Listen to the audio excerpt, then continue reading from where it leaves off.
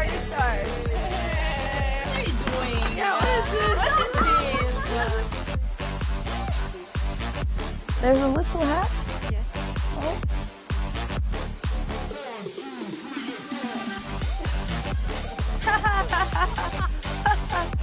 Andrea and Andreas! Andreas! We have you here! We had a girl gang. I've never had this in my life. This was very exciting, and they're all better than me at chess. I know a lot about wine, obviously. Drink it every morning. No, sorry, that's whiskey in Ireland. I confused the two things. Baguette? Burger. Burger? That's 30 seconds to a minute. Alex might lose her first match. Literally no one opening that's the Because easiest it's to the memorize, best one. and you still It's actually very mess up complicated here. at higher levels. Yeah. Coats and accessories. Yeah. Opa! Yes! Nerd! I understood that. So we made it to London barely. Andrea, Alright, we're crossing the river and there's Big Ben.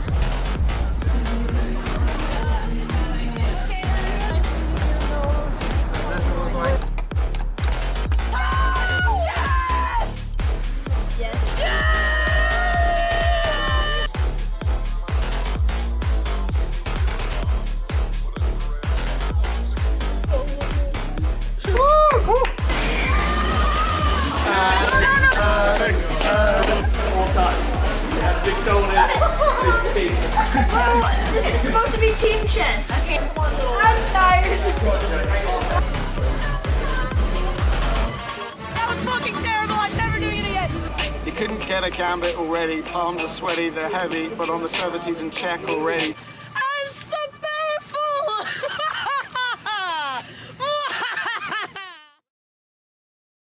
And we are here with Alex's best Norwegian friend. Get in here, Hammer. Get in here, Hammer. Welcome. I have notes. The Yay, legendary notes. Oslo Botez Oslo tour. Yay. What do you think about this work, Nick? Look at this framing. Okay, the framing is not great, but station to the royal palace. Okay. And it has all. We're here with Anna Kremling, my new Botez sister. Might even bring her to Dubai. Overhand machining. Did you hear that? Okay, this is too much. I'm out of it. Don't leave me. Which we're going to be seeing. One of the big pieces.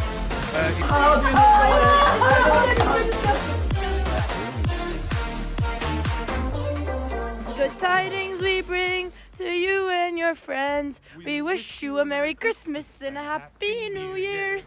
Now give us some figgy pudding. Now give us some figgy pudding. We got with us Alexandra and Andrea Botez. Let's just say. Do you think chess people are fun? Honestly, I really enjoy hanging out with chess players. And The Botez sisters are like sharks, and there's just eels just flying around. Like, Andrea comes up with only the most refined, classiest, high-quality questions ever. How does the knights move? Wait, how do we just Another draw! I feel one-sided there. My sister just beat the 2500 of test 24. Yeah! love getting it over. I know. It's not going to be long. El Manito! Who's gonna climb it off?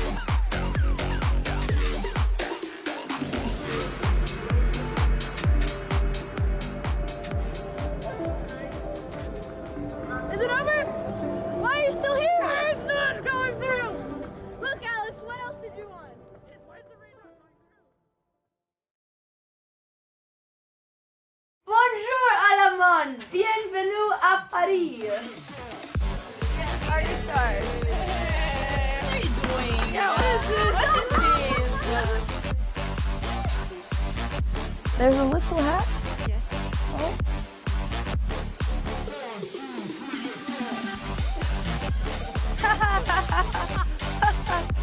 Andrea and Andreas! Andreas! We have you here!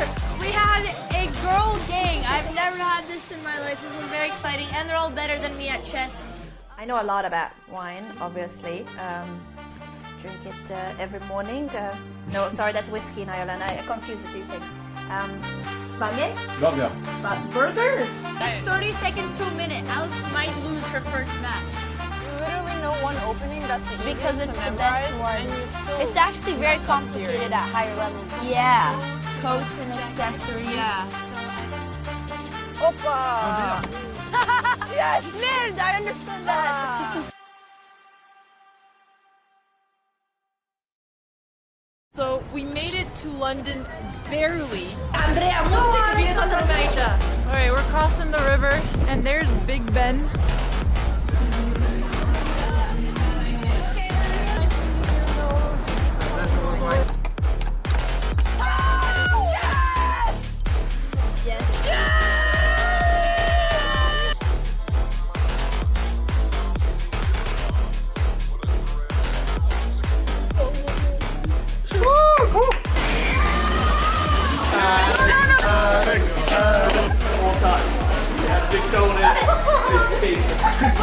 This is supposed to be team chess. Okay. I'm tired. That was fucking terrible. I'm never doing it again. He couldn't get a gambit already. Palms are sweaty, they're heavy, but on the service he's in check already. I'm so powerful.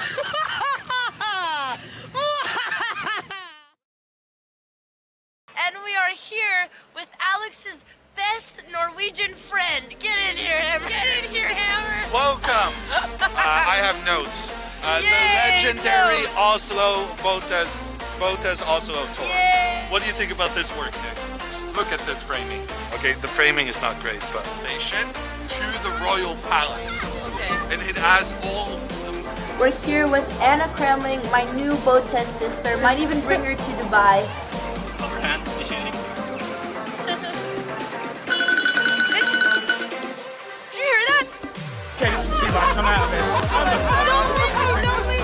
Which we're going to be seeing. One of the main pieces.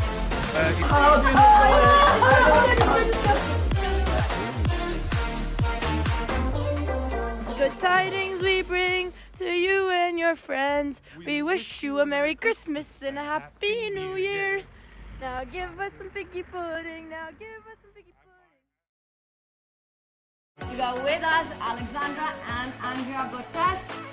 let's just say. Do you think chess people are fun? Honestly, I really enjoy hanging out with chess players. And The Botez sisters are like sharks, and there's just eels just flying around. Like Andrea comes up with only the most refined, classiest, high-quality questions ever. How does the knights move? Wait, help me, because they're another draw! I feel one-sided there. My sister just beat the 2500 of chess 24. Yeah! I know. Me too! I'm gonna climb it off.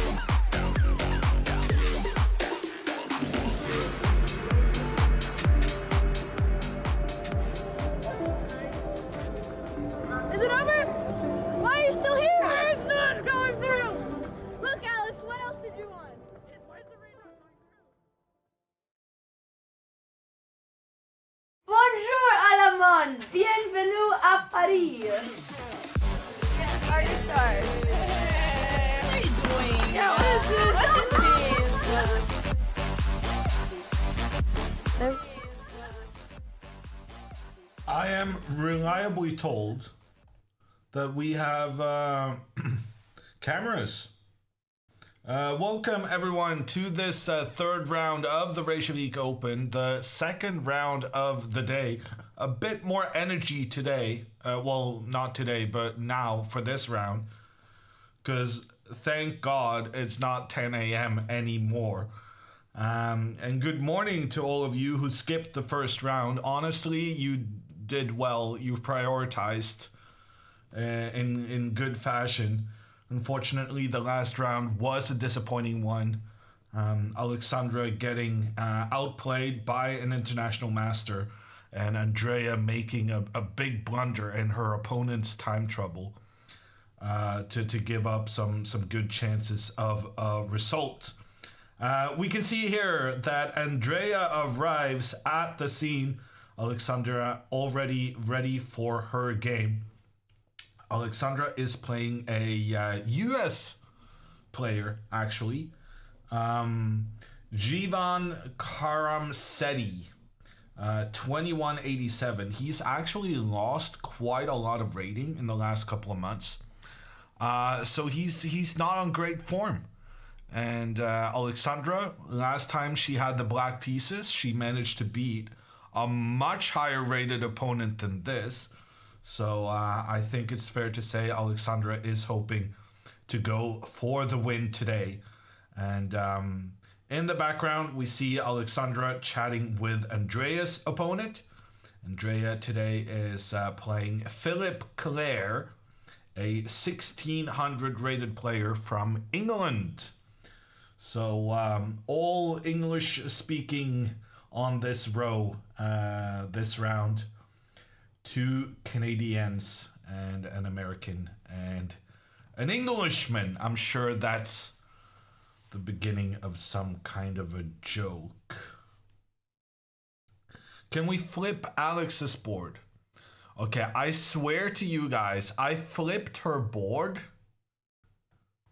I swear I flipped her board when I was setting up. I don't know how that happened. But your wish is my command. Okay, that's not entirely true. But on this occasion.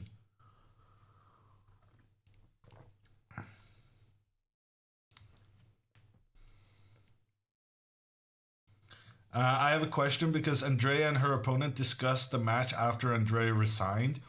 Well, in general, you shouldn't be talking too much at the venue. But when you're kind of in the middle of everything in your head, it feels good kind of letting loose some of the thoughts you had during. So it's quite common for players to kind of forget their manners or kind of just be so into the tension of their game that they forget that you have to wait to discuss it for going outside of the venue, not to disturb the other people. Anna got kicked out yesterday after too much post-game talk. That sounds about right. No, you shouldn't be doing it. But in general, people will excuse you for 15 seconds. And then if you go beyond 15 seconds, someone will give you a brutal stare and a couple of shh. That's the universal shut the fuck up.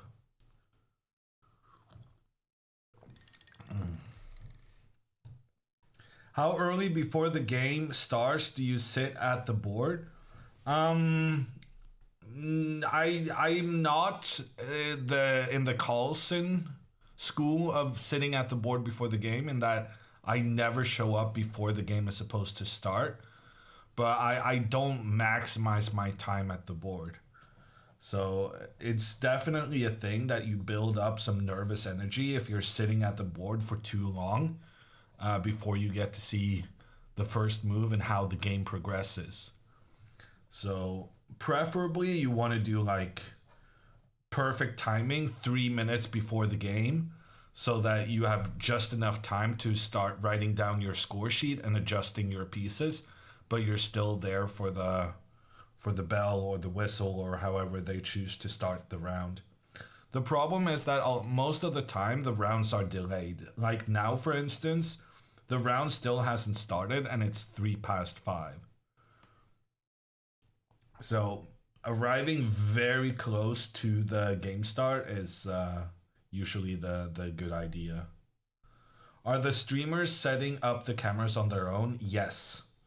So you can see that Andrea's camera is still not up. And that's because she is not working that fast. But also she was slightly late to the round. So she's still trying to get the technical stuff up and running. Are you allowed to wear a watch? I don't know what the rules are in Iceland. But there are some FIDE World Chess Federation events where wearing a watch, even analog, is no longer allowed.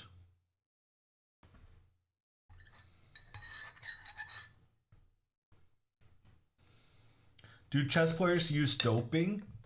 Not to my knowledge. I've never met anyone who's publicly kind of, well, even privately said that they use doping.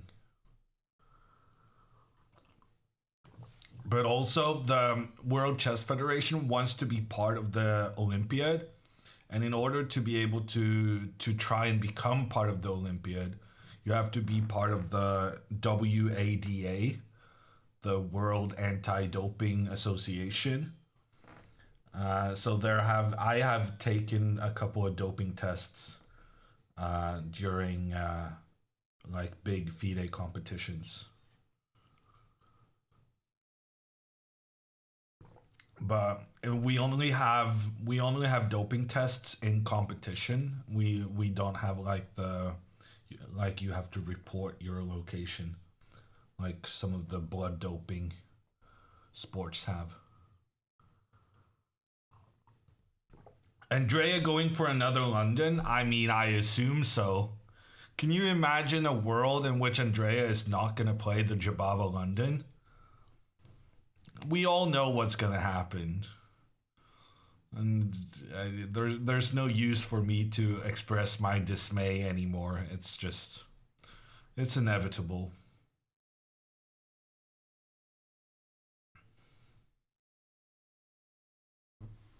Alexandra getting strong opponents today? Well, I mean, this is by far her weakest opponent in this tournament. This is her first opponent below 2300 rating. So, I don't know. She might go for the win, I'm thinking. Okay, this guy plays, let's count the number of squares. That's a light square. I'm pretty sure he went pawn to e4. That is Jivan's usual opening. Alexandra goes pawn to e6. And in other news, Andrea Botez has played pawn to d4. And after knight f6, she's going to play knight c3. What a shocker. Oh, Andrea thinking for her second move. I wonder what she's going to... Oh, she played knight c3. What a surprise. Oh, yeah, no, she really took her time on that second move. Spending 20 seconds really pondering her options before going for knight c3. Wow, and her opponent allows her to play pawn to e4. I do not like this. I'm not a fan of this way of playing for the black pieces, but Andrea did play against this perch twice in Prague, and she didn't do particularly well with it. However, given that this is a double round, I think it will benefit her that she has done her preparation on this very recently. So pawn to e4 from Andrea. She has a good grip of the center already. Let's check in with Alexandra. Her opponent has played pawn to d3. Well, I've actually checked some of his games, and I've seen that he does this occasionally. I didn't warn Alexandra because I thought, well, if he does that, she's just going to have to play a game, and that's fine.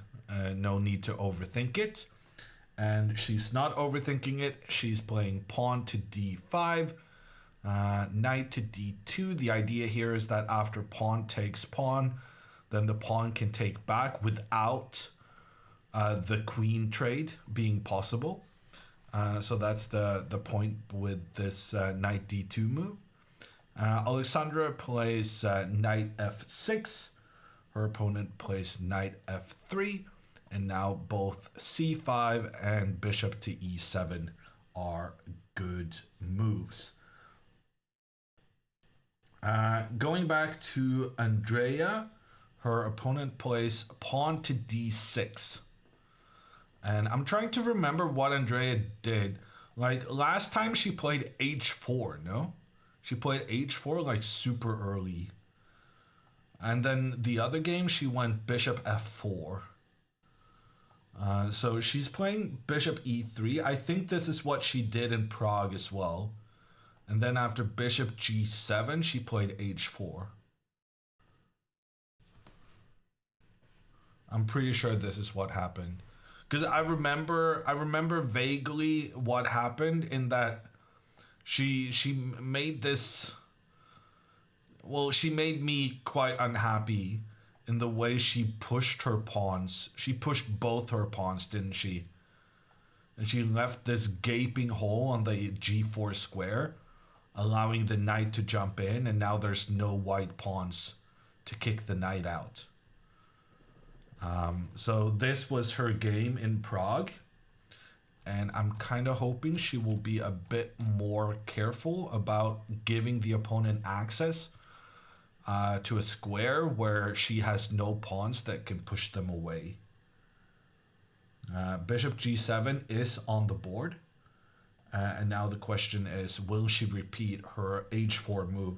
To be fair, in that game, she did end up winning. So h4 did give her a win in Prague.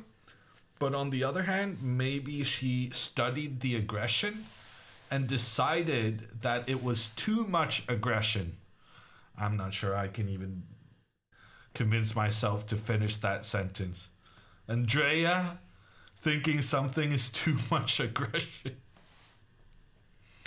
I mean, if Andrea doesn't go h4, I'm going to try to get Benseiya on here. And we're going to try to get him to reveal how on earth he managed to rein in Andrea from playing the hyper aggressive moves. That would be sensational. I mean, who are we kidding? Of course she's gonna go h4.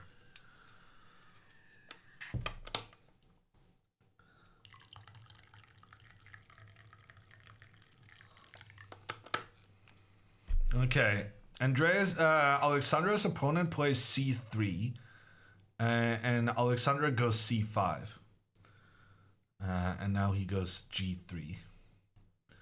Computer already liking Alexandra's position, but this system for white is actually called the King's Indian attack. So basically, white is setting up as if he was playing with the black pieces in a King's Indian. And Alexandra knows the King's Indian. She plays it herself. And I've been studying these lines recently because I thought maybe I would play against Bassem Amin recently.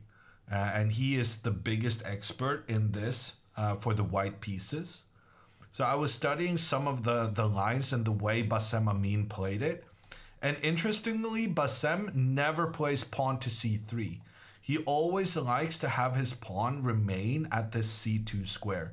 He just never touches these pawns and allows black to just, go crazy trying to advance their pawns on the queen side. So maybe this pawn to c6 is already an inaccuracy. If we trust Bassem Amin's... he is actually the best African player and recently won 4 times gold medal at the African Games. That was actually last weekend, so that was very recent. But Bassem Amin never plays pawn to c3, so maybe this will be an issue for Jevan. Jevan? Oh God, I'm gonna butcher this name, aren't I? In the future. No clocks on the board. The clocks are 15 minutes delayed. So they're not gonna pop up until the games have lasted 15 minutes. GV? Really? That sounds... G1? G-Man? I don't know, chat. You're not inspiring me with confidence that you know what you're talking about. Wow! Andrea didn't go h4. I am shocked. but she did castle to the opposite side compared to her opponent. Queen to d2 played, black castles and white castles. Exciting game, but who was in doubt? Andrea decides to go with her king to the left side. Black puts the king on the right side. And in this case, the right side might be the wrong side, in that this rook will try to get involved in the game. And Andrea is definitely going to launch a big attack here, trying to use her pawns to eliminate some of the pawns defending the black king. And also, basically, Andrea's mission right now is going to be getting rid of this pawn. If she could just take this pawn off the board, she would be happy to do that, because this pawn is blocking the rook's ability to point up against the black king. So she basically just wants to get rid of this pawn to have an attack pointing down on the king. But that's easier said than done. But a good start to the game. And I would say a start that really suits Andrea's level of aggression. Knight to d7 played. Computer engine is very keen on this bishop h6 move. Why are we not liking pawn to h4? Yeah, no, pawn to h4 is fine. It's good even. I don't know why the computer was so obsessed with this bishop move. Pawn to h4 is good at this point. And yeah, I think Andrea's opponent is going to have a tough time here. Let's check in with Alexandra. So her opponent played bishop g2. So Alexandra has gone knight c6, bishop c2, g2, queen c7. Actually, doing some investigations on this line, I'm not super convinced that queen c7 is needed. At least not this early. But it's a very classic move to play because you're trying to gain control of the e5 square. Castles from white, and then castles from black. It is what I assume is going to happen. And then rook to e1. White is trying to go pawn to e5. Interestingly, the computer recommends pawn takes e4. And then if pawn takes back, then e5.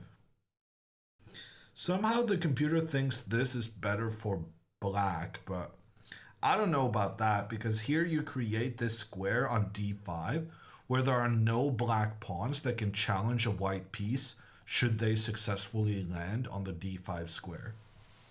And that's the kind of long-term weakening of your position I would be a little bit skeptical of.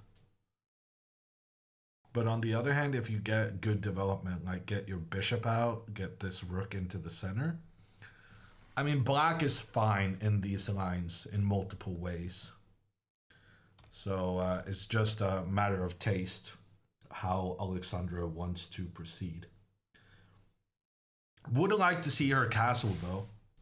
Castling on move 8, it's not such a bad thing. Oh wow, she plays b5 instead.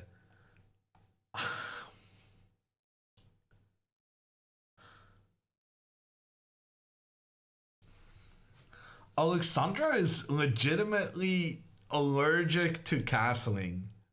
I don't get it. I'm not sure what happened to her as a kid that made her decide that she should never castle her king. Especially when she's pushing so aggressively with the pawns. It's like, why don't you want to castle and then push the pawns? Like, castles rook e1 and then go b5. But I guess it's just going to be this same kind of thing. It's just the instinct to go with the pawn before getting the king to safety. It just... Oh, it drives me crazy. I just want her to castle. And I got her to castle in the last game, and then that was a massive problem as well. I guess, I mean, she's winning games with black, and she's not castling, so... Apparently, kids, the role models are showcasing how you can play chess without castling your king. The king is an attacking piece? I don't know about that. The thing is, when you go b5, you're basically announcing that you're not going to go castling to the queen side, right? You're basically saying, oh, I'm going to be super aggressive with my pawns over here. So I'm definitely not going to move my king in that direction. And it's like, well, if you're going to announce that you're not going to move your king over there, you might as well castle first. But Engine says it doesn't matter and that she can castle next move. I guess. My concern is something like this. Takes, opens up the e-file. It's not super scary right now, but it could be a thing. And then c4 challenges in towards the center. And if you trade and try to avoid this pressure in towards the d5 square and go d4, now knight to e5 tries to open here on this diagonal. And then when you try to protect, then queen a4. And suddenly it becomes a problem that you didn't get your king to safety. Because suddenly this rook is pointing down on the king, the queen is pointing down, there's the bishop with the crossfire here. And it becomes a big problem that you didn't castle. So I don't see the point in allowing stuff like this when the alternative was to castle and then go b5. Oh, she castled? Big success. Wow. She did it by move 10. Almost a personal record for her. Rook to e1 was played pointing down towards the king, and now the king thought, well, let's get out of here. And now we've gone back to, this is what I wanted her to play, right? I wanted her to go castles, rook e1, and then b5. So we're basically at the same thing. She got to the same position, but chose to delay castling for as long as possible. Maybe she has some kind of a long-term bet with someone. I don't know. I find her extreme desire to delay castling as long as possible to be very, very suspicious. How does Andrea's opponent play? Well, he just finally put a pawn in the center of the board. But Andrea's gonna make the trade here on the king side. And then computer wants pawn to f4, which is not really an idea I've seen in this opening, but it does make sense trying to just get as many pawns pointing in towards the center as possible.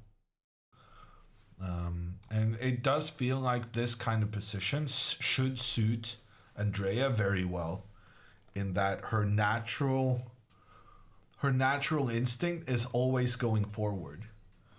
And here going forward seems quite sensible for the player with the white pieces.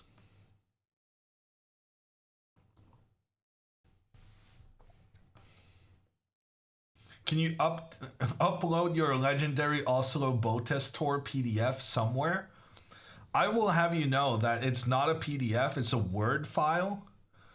And it's not for public consumption. It was just my notes. No full sentences. And you need to be a hammer to understand the notes.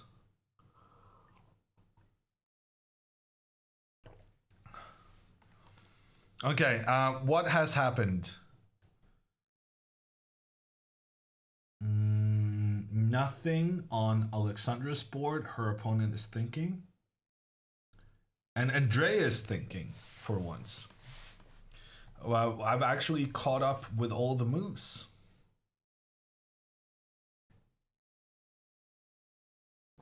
Word file, sus. I mean, who makes their, I mean, how do you even make a PDF, right? PDF is just a viewing format, a print format. You can't really make a PDF, right? Alexandra traded? Oh, well, her opponent traded. But yeah. Okay, pawn takes d5, pawn takes d5.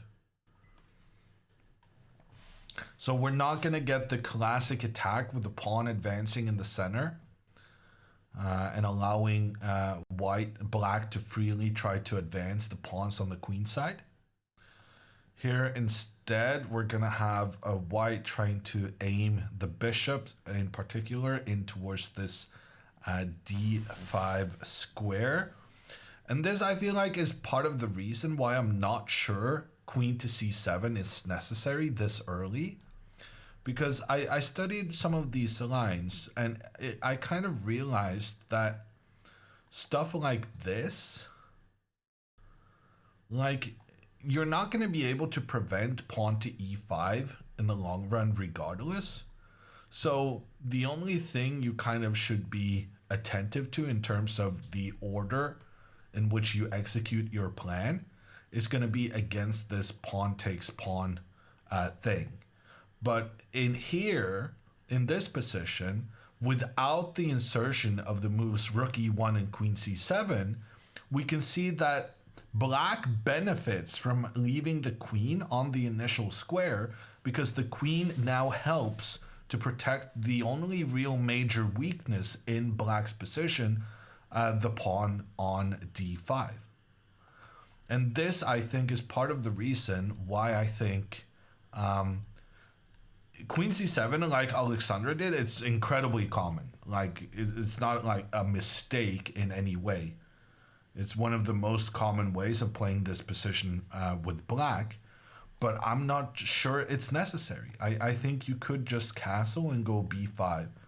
And yeah, by playing queen c7, you're temporarily preventing pawn to e5, but you can never prevent it long term anyway.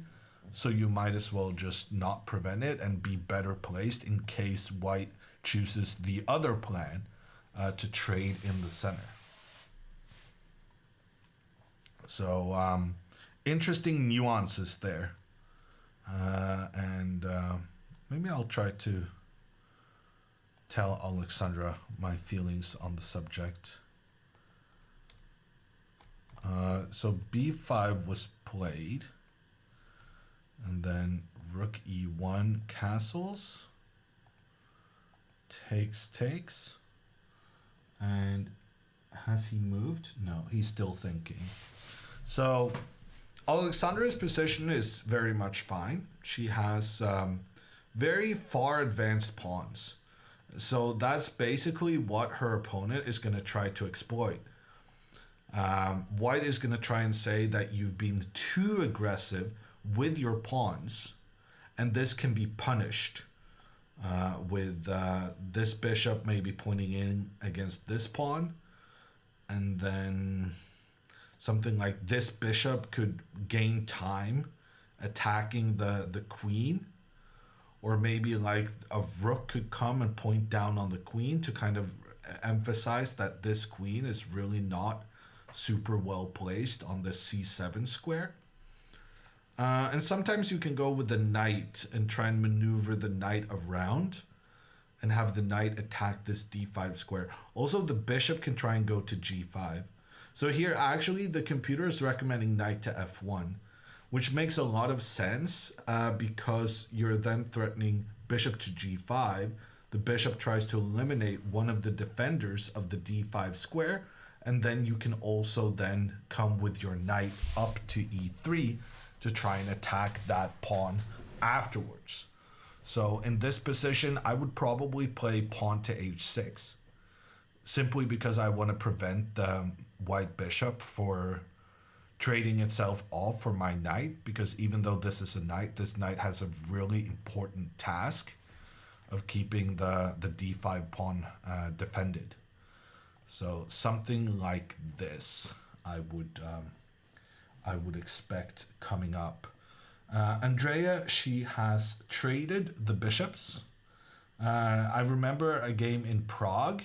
She had a similar situation. She was offering the trade of bishops, and her opponent ended up playing rook e8 and then bishop ah8, and ended up avoiding this trade altogether. And that was quite unfavorable for Andrea. So I feel like she's kind of remembering that situation from Prague and deciding that's not going to happen to me this time. So she makes the trade early. Black obviously recaptures.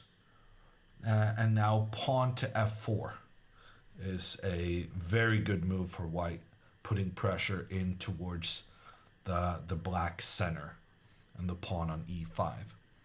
So, and it also fits with Andrea's general aggressive style. But one thing I will say about this pawn to f4 move is that once you make this move, you can no longer go here. So if Andrea wants to attack with her pawn along the flank, then she should definitely choose to move her f-pawn one step forward. And that's because the pawn will then both protect her other pawn in the center, but also keep control of this g4 square. And then if her opponent does something trying to build up on the opposite flank, then she can push forward with the h-pawn. But you don't want to combine both f4 and h4, because then you leave this square on g4 very open, and that could enable black to create some kind of blockading scheme. Something like moving the knight here and then moving the pawn here, the other knight here, and just it would be very difficult for white to dislodge this knight and cause some issues there.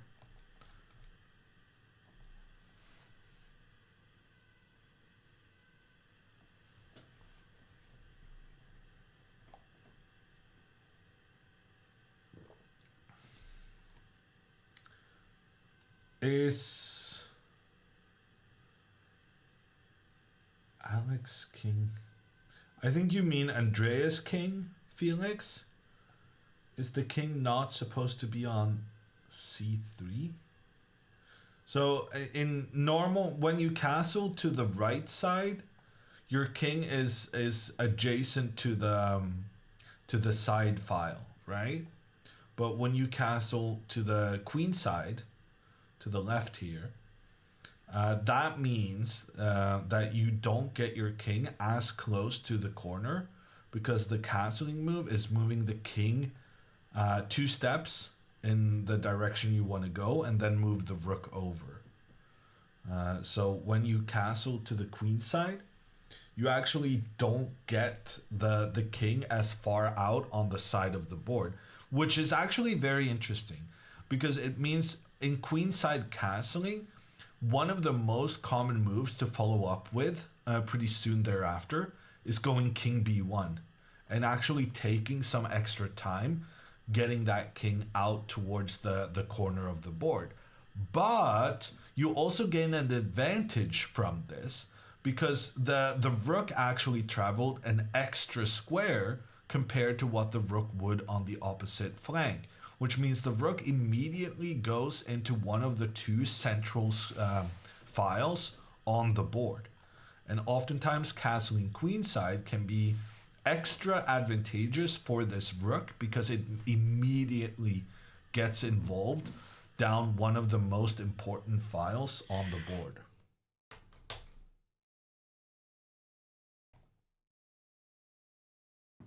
Why is the Jabava always winning? I mean, it's not always winning though, is it? Andrea has won a lot of games with it, but she's also been in trouble in a lot of those games. For once, she's actually looking to... It looks like she's going to get an advantage out of her opening, though. But I refuse the premise that the Jabava is always winning. I don't want to live in a world where that's true. Okay, Alexandra's opponent, I wasn't even on the current position, but he did play knight to f1.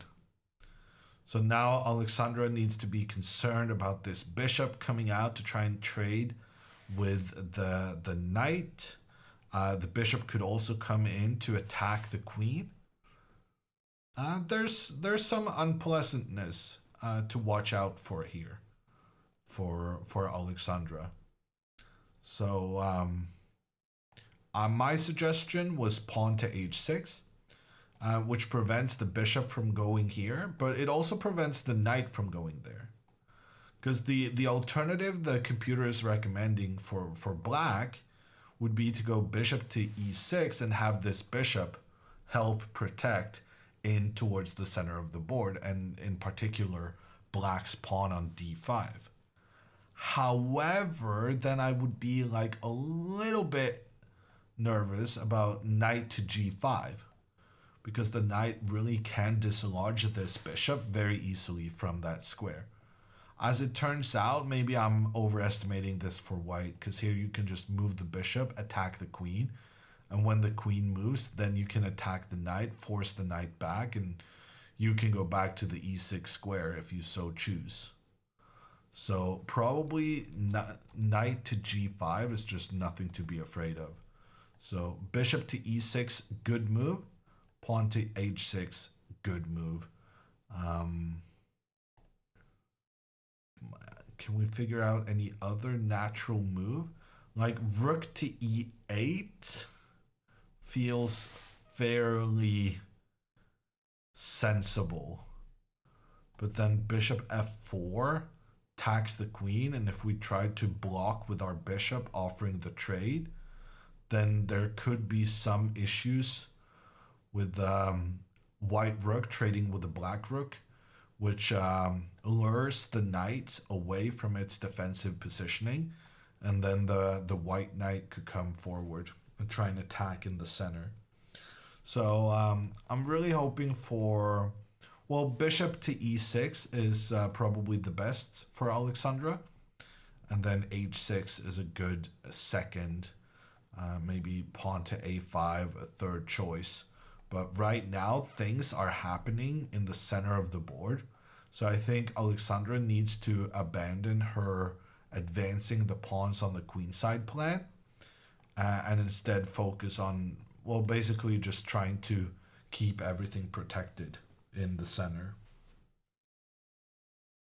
Andrea trades. That is not super typical of her.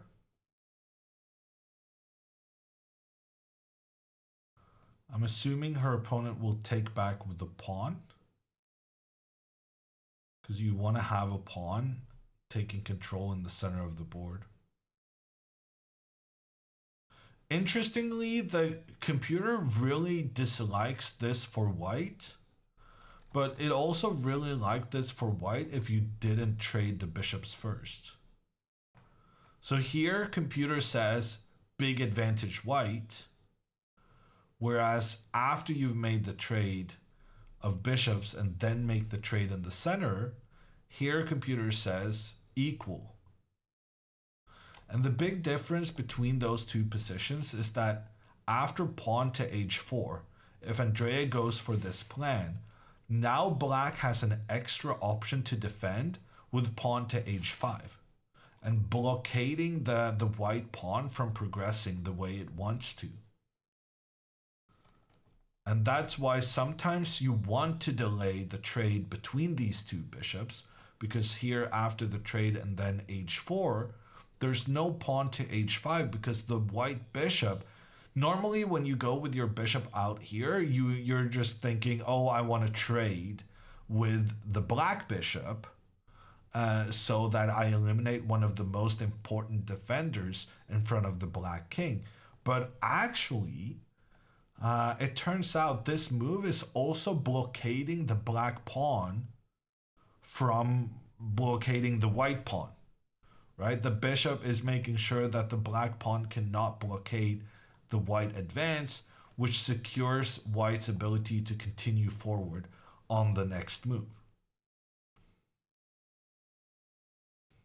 So probably, given how Andrea continued, making the trade of the bishops was inaccurate, as now after the trade she wanted in the center, she's no longer able to easily make that advance of the pawn up the h-file. But it doesn't really matter because Andrea's opponent took with a knight, which just, it makes absolutely no sense to me. Why would you voluntarily choose not to give yourself a pawn controlling the middle of the board? And now Andrea is also going to win some time because she can push her pawn forward and attack the black knight at the same time.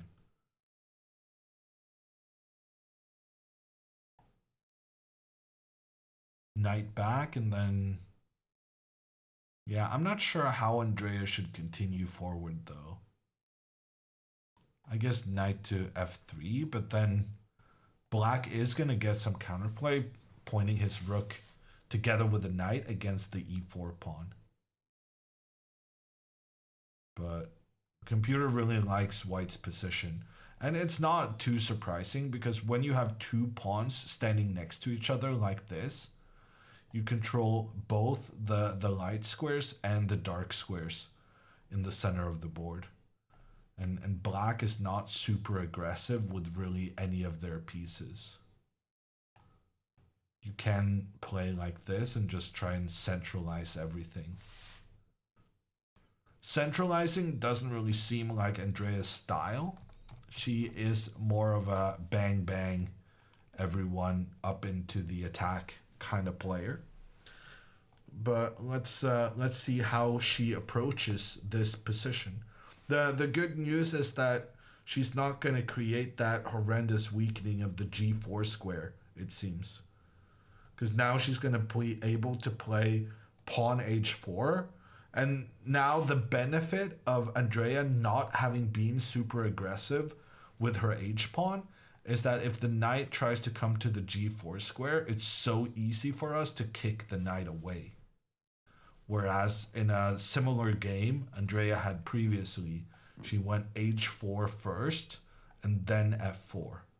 And this I really didn't like, as it allowed her opponent to get this outpost for the knight. An outpost is a square you're controlling with your pawn, and then there's none of the opponent's pawns that can be positioned to attack your knight out, or knight or bishop or whatever. But in general, outposts are often occupied by the knights.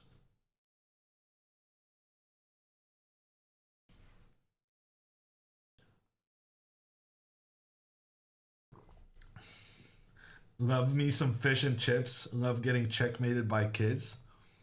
Are you saying Andrea's a kid? Is that the implication? Do you think Andrea's opponents, when playing her, consider her a kid? Like, oh no, I'm so scared playing against her because she's a kid? I feel like in chess, you lose your kid status already at like 16.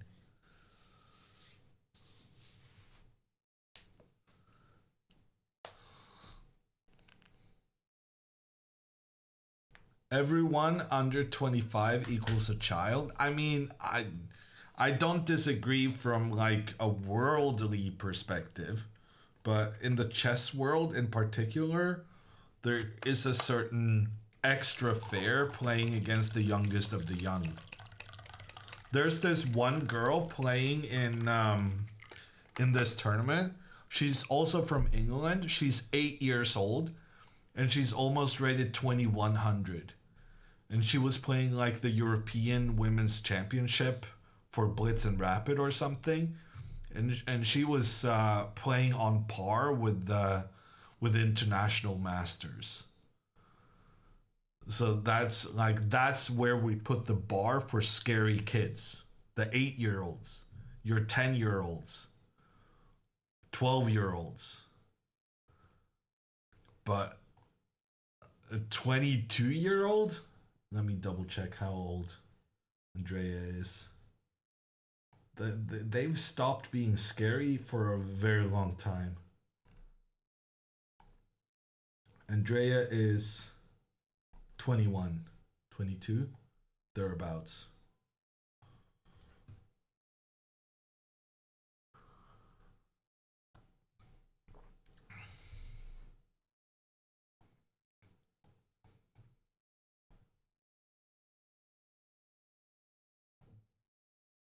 Age 6.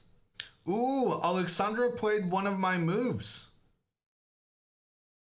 Last time she did that, it was a big mistake. But I'm hoping this time it's gonna be okay. I kind of like the multi-purpose part of this. It prevents the bishop from coming up to g5, which I thought could be a bit annoying. And it also prevents knight to g5, which turns out it wasn't that annoying, but it's still a nice thing to prevent.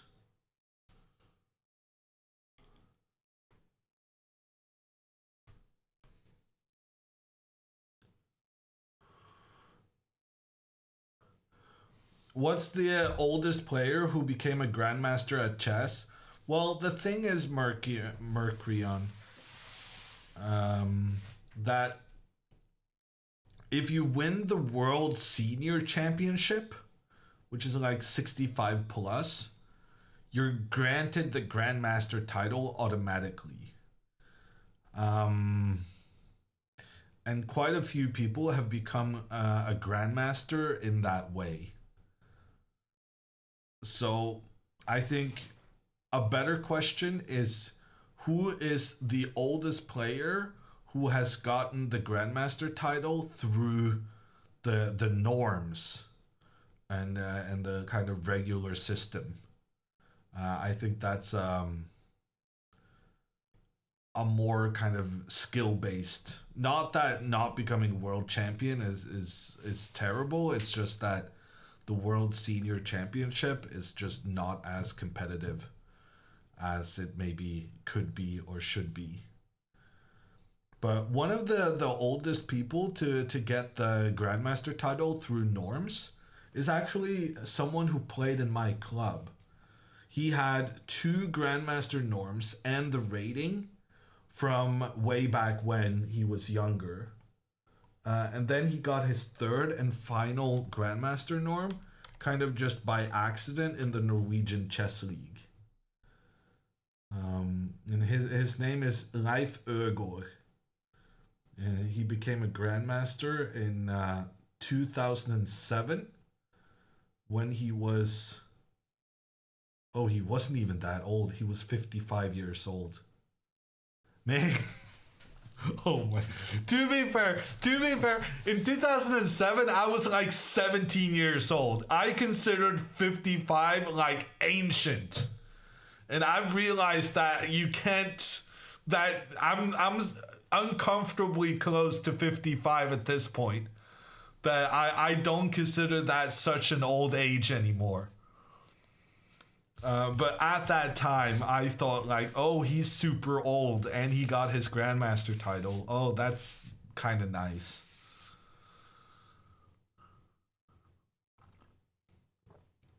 You were 17 in 2007?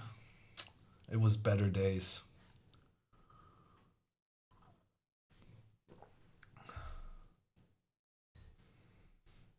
Larry Kaufman got his Grandmaster title at 60.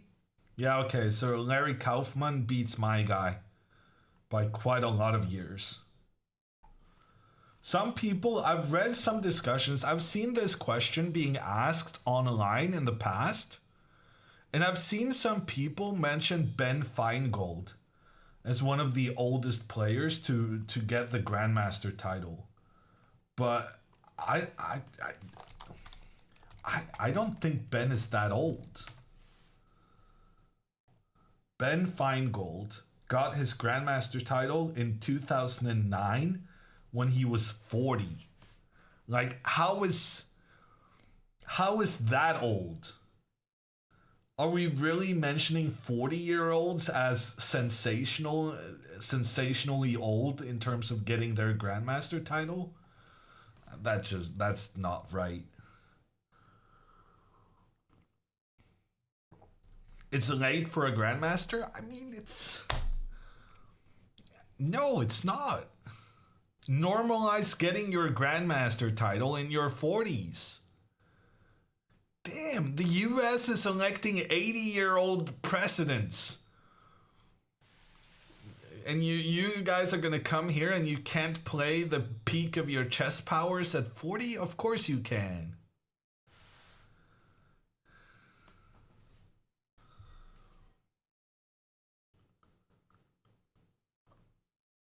We shouldn't be electing 80-year-old presidents? Well, I mean, those are your words, not mine.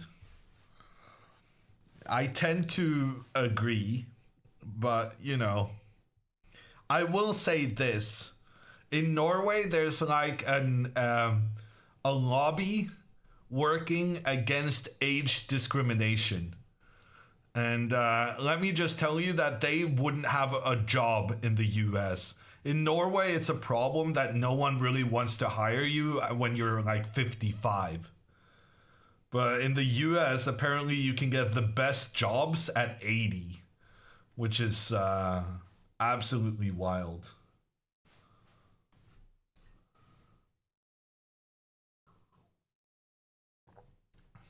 Ageism happens in every company except the US government. I'll take your word for it, Burke.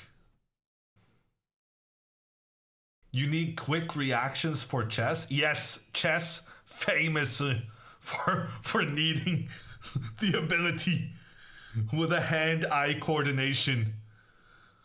A game literally played by blind people. Yeah, very important with the key reflexes. Alexandra's opponent moved. Okay. Pawn to d4 on the board. So he's trying to give Alexandra another isolated queen's pawn. Uh-oh, this is very bad news. Alexandra with the bad feeling of the isolated pawn from the earlier game today. And now her opponent is trying to give her another one.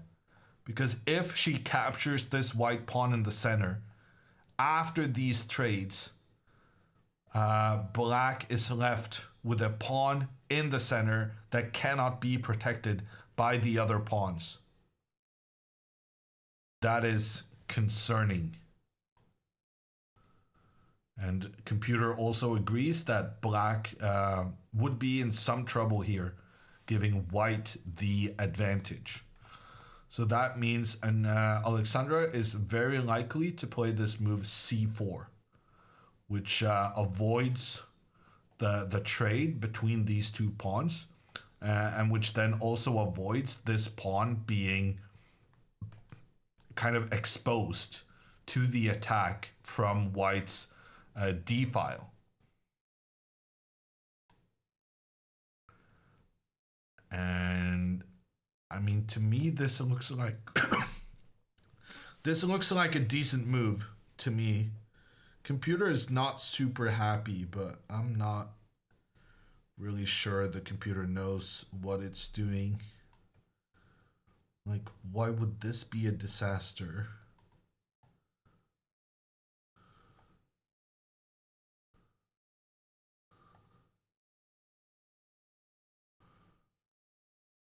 Okay, apparently the computer likes this kind of play for white, And then you just go knight e3 afterwards, and you start pushing your pawns up against the black king. I kind of agree that it looks unpleasant.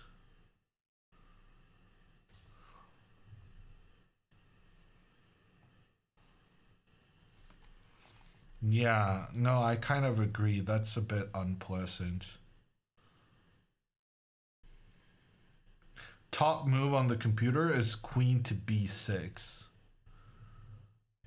No, bishop to e6. And then takes, go for the bishop trade.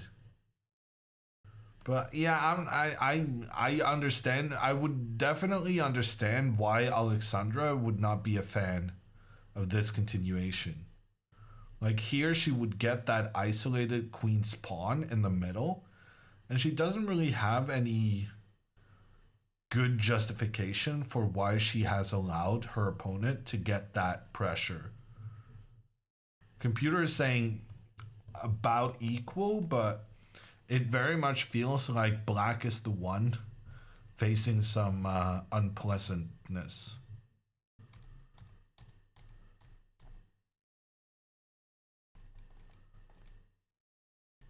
But at the same time, I don't feel like what Alexandra played this opening basically the way everyone plays it.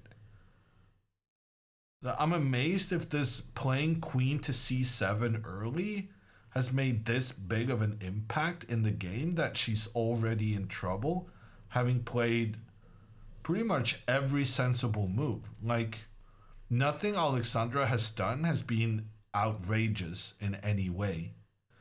And yet somehow, oh God, I lost the position.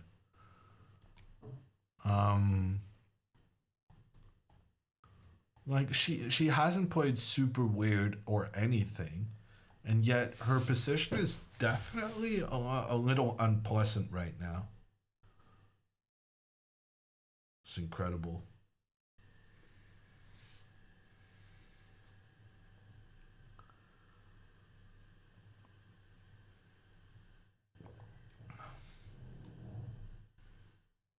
Typical French, I guess, that you end up being worse for no clear reason.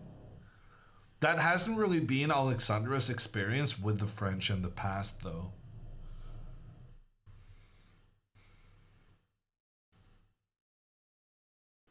How about c4? Is it good? I mean, I assume that's what she's gonna end up doing.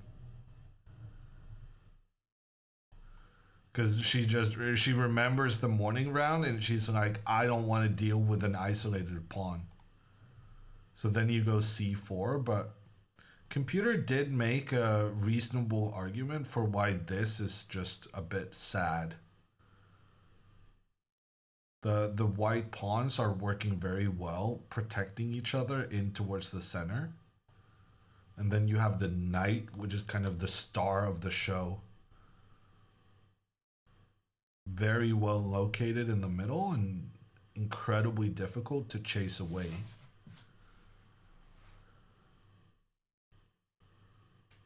Yeah, I'm not super happy about this. But at the same time, I don't feel like she did anything wrong.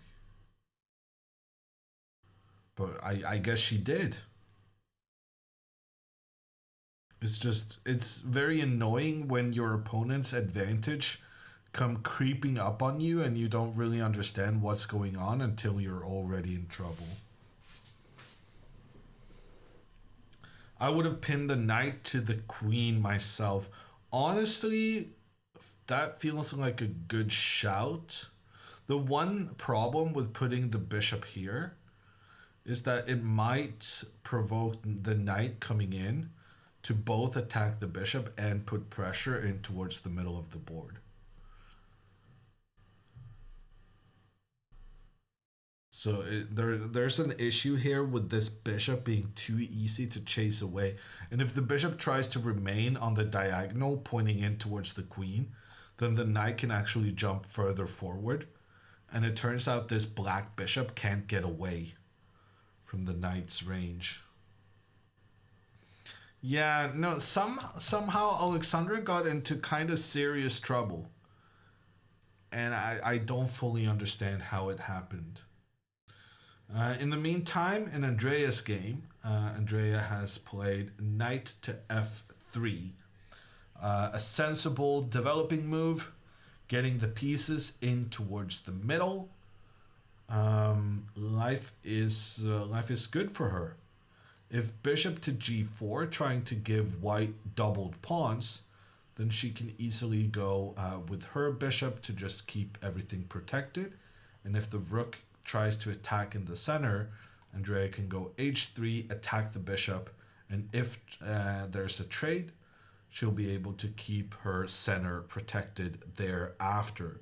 Andrea had a really good first round game yesterday, where she just completely destroyed her 1600 rated opponent.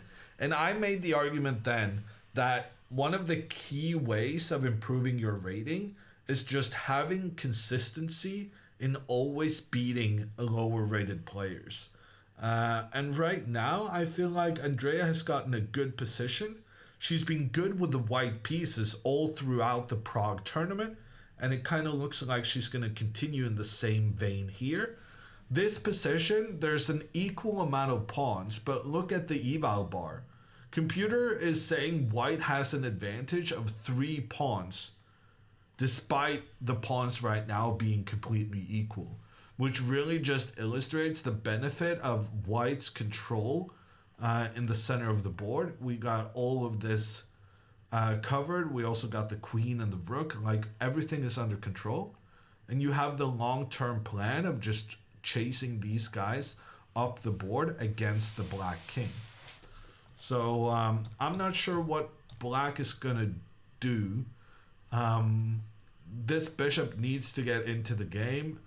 The g4 square seems like the only place this bishop could get involved. So I thought the line I put on the board was reasonable, but it doesn't seem great. It doesn't seem great for black. And in fact, bishop d7 is played instead. Oh, but that's just asking for it. Pawn to e5 now. Pawn to e5, and if this pawn is captured, Andrea will recapture. There's an attack on the knight, and if the knight moves, then queen takes bishop is a free piece. Yeah, no, this is just playing into Andrea's hands.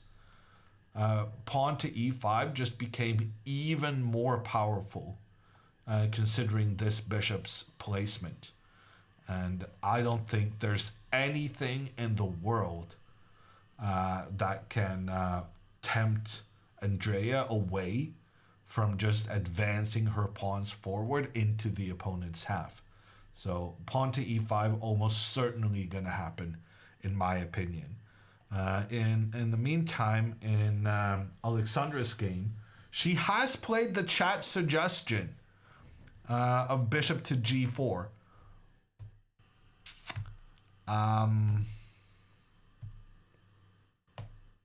Which, you know, if chat was good at chess, they would be in Reykjavik. So we're a bit critical, like we're bigger fans of her going with the hammer suggestions than the chat suggestions. But, you know what they say, even a broken clock, something twice. So bishop g4 on the board, and it does make logical sense, because right now, if she's conceding that the pawns will be traded and she will be left with an isolated pawn in the center, they often say that it's important to control the square in front of the isolated pawn, which is this square d4. And she has her knight and she has her bishop trying to take control here, but The only way the other bishop can participate is actually through what it's doing right now, in that the bishop is putting pressure on the knight. The knight cannot move because of the queen behind it. And this knight is one of the key defenders of the d4 square. So very often when you see like a situation where there's one super important square and it's a dark square, and you have a light squared bishop, and the light squared bishop obviously never can attack a dark square, that's technically true, but there's the interesting circumstance of how a light squared bishop can influence dark squares by capturing a knight that's on the light square. Because do you know what's true for a knight on the light squares in 100% of circumstances? That is a question to you, chat. You may answer. He controls a dark square. Well done, Dodge. Kudos to you. A knight on the light square always controls a dark square. So because of the way the knight moves, it always controls the color specter opposite to where it itself is placed.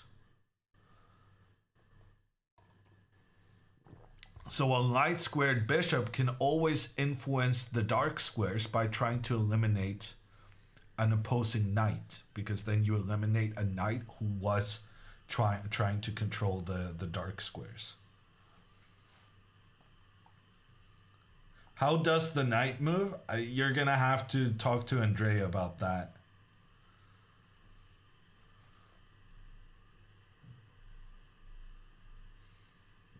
Okay, actually, I'm ashamed to say this, but this bishop to g4 move is growing on me.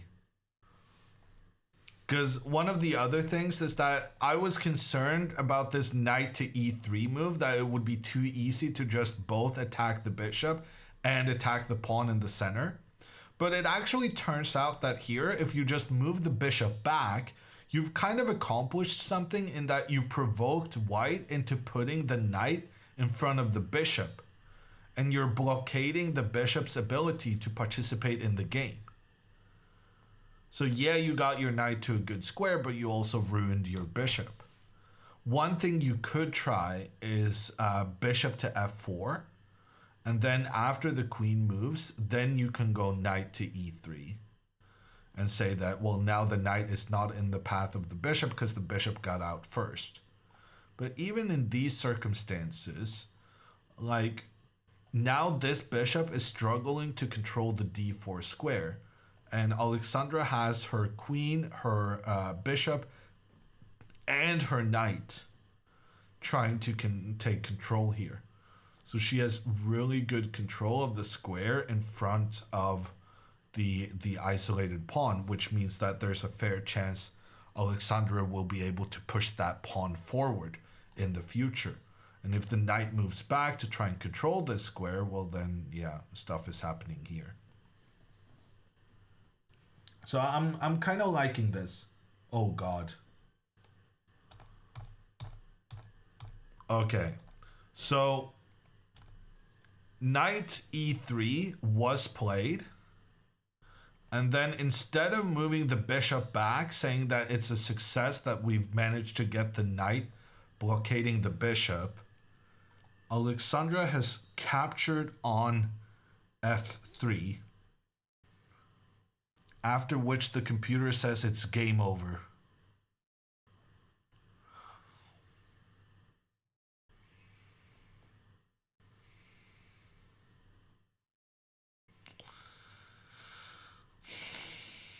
That's not great.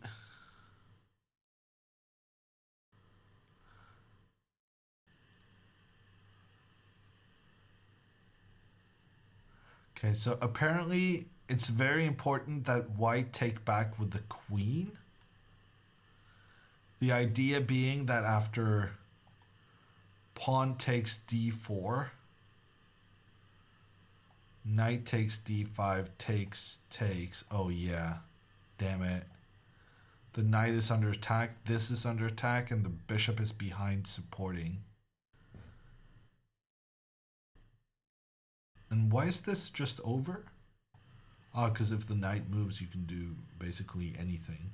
And you're up a pawn and the bishop pair.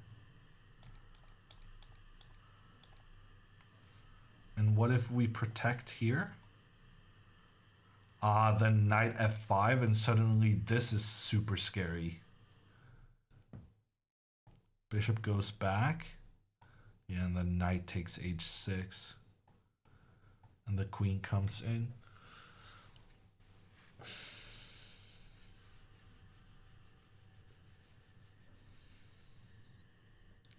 I'm kind of stunned. I'm not gonna lie. I don't even feel like Alexandra made any like super obvious mistakes. I mean, other than giving up her bishop pair.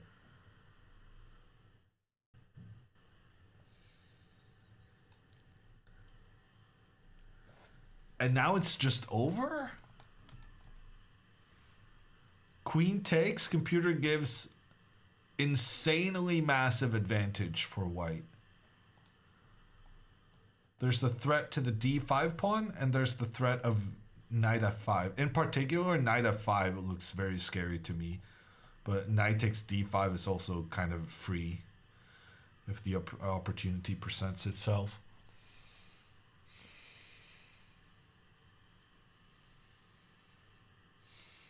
Andrea played e5. Well, of course she did. In what universe would she not push a pawn forward if the opportunity presented itself? And here it's actually good. Normally Andrea can be and Alexandra's opponent takes back with the queen. Oh, this is very bad.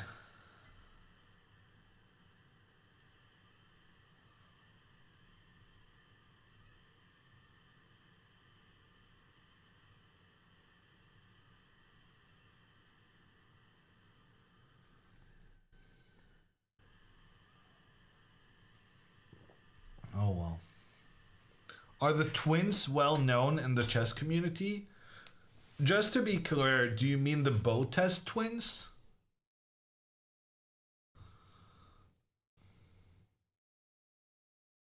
Can she force a queen trade? No, I don't think so.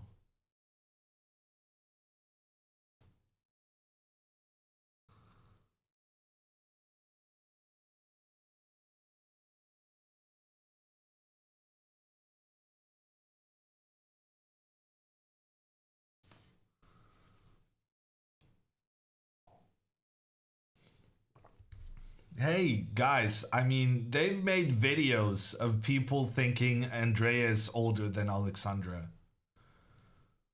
If there's a new viewer thinking that they're twins, I mean, we shouldn't laugh. We should try and correct their misconception. No, Alexandra and Andrea are not twins.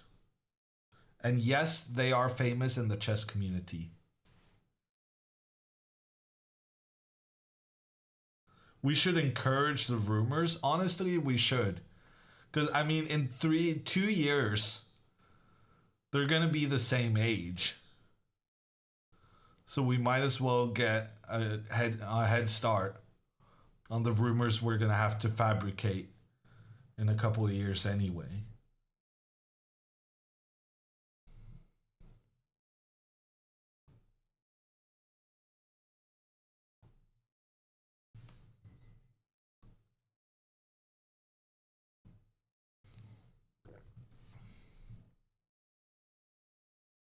Not just famous, they're superstars?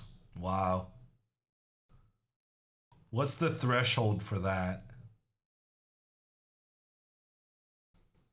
Andrea wore a hat so the photographer won't take a picture of her hair?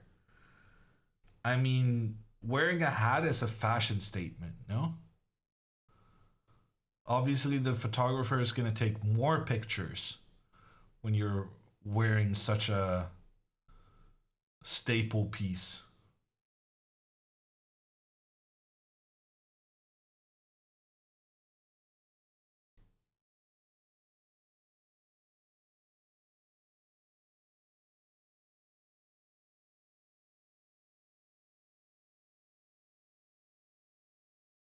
How is Alexandra so far behind already? It's kind of a mystery. The computer started giving white some advantage, and I was confused why things had gone so bad so quickly. Now it's not so much of a mystery anymore, because Alexandra gave away her bishop pair voluntarily. And you're not supposed to be doing that. And by making this trade, she allowed white to get very easy access towards the d5 pawn. And the problem is that even if you keep that pawn defended, the knight comes forward to this incredible attacking square f5. And then it's problems everywhere. Pawn takes in the center, bishop takes h6. Suddenly, all the tactics are just working for white. Don't you hate it when that happens? If you take the bishop, then the knight captures the black bishop. And the black bishop was now the only thing defending the knight, since we moved this guy to capture the white bishop. And then at the end of all of these tactics, the queen is attacking in like 3 different directions. And you just can't hold everything together. No, the white knight gaining access to these 2 squares was just so problematic. So she had to go back to e6. But then she was fine.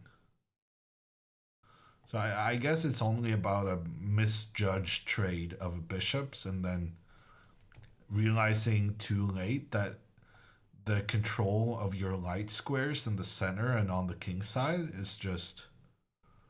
That was quite important. It was more important than what was obvious.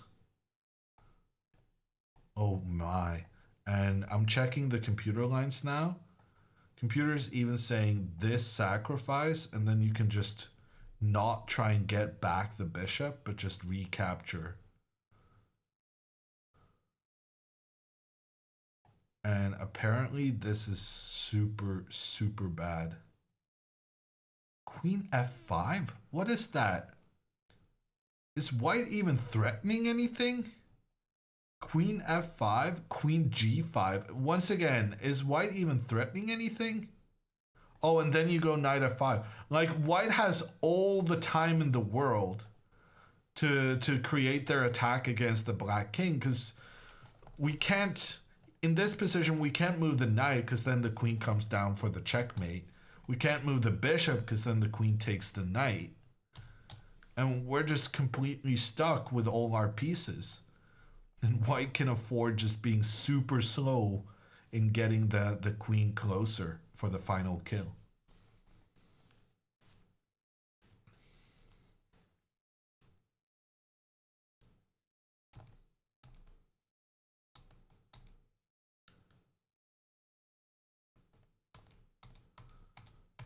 What do you think her plan was by taking the knight? Well, obviously she wanted to reduce white's control of the d4 square. So after takes back, clearly she was thinking that queen takes wasn't going to be an option, because then you leave the pawn undefended in the center. And if white recaptures, then she would be right, then black is completely fine. The problem is just that this knight got some really juicy options in moving forward, and that's just a disaster for black with white's really good light square control.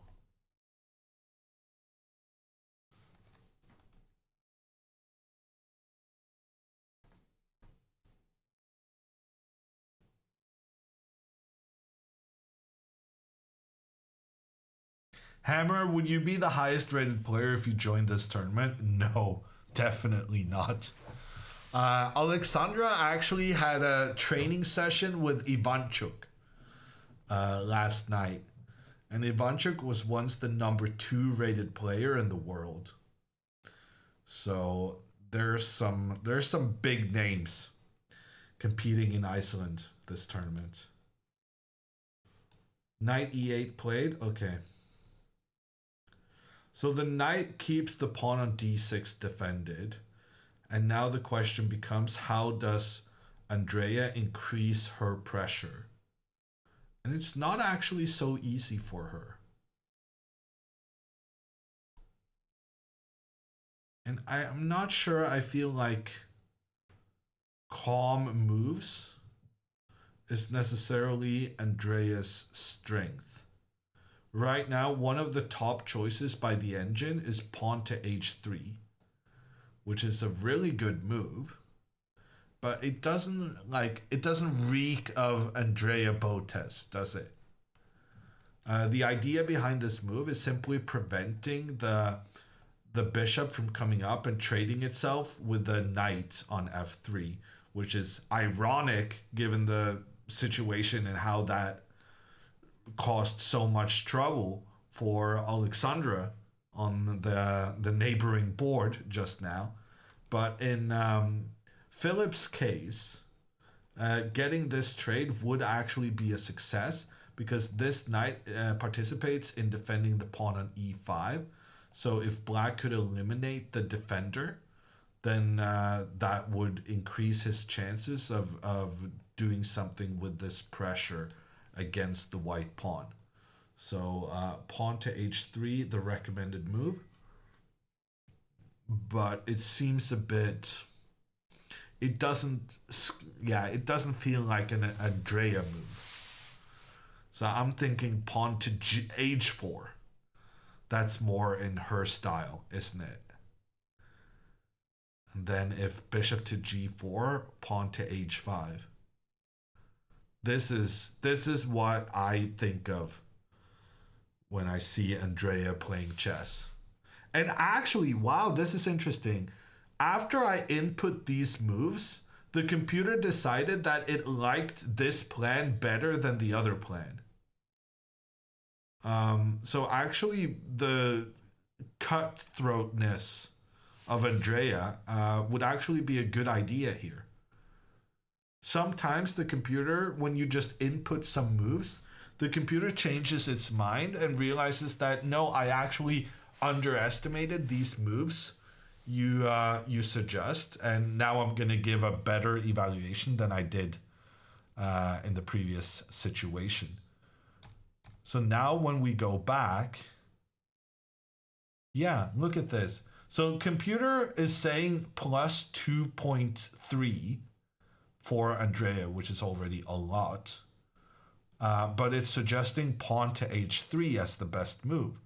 But when you manually input pawn to h4, it actually, the more it thinks about it, the more it feels like, oh yeah, that's a good move.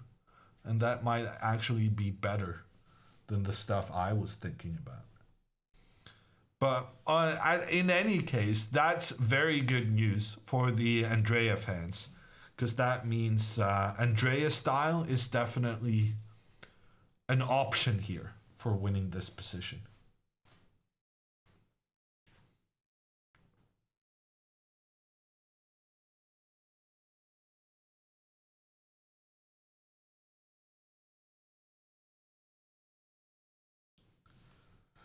She captured which one? Oh, Andrea captured. Why are we allowing the black knight to come into a better position?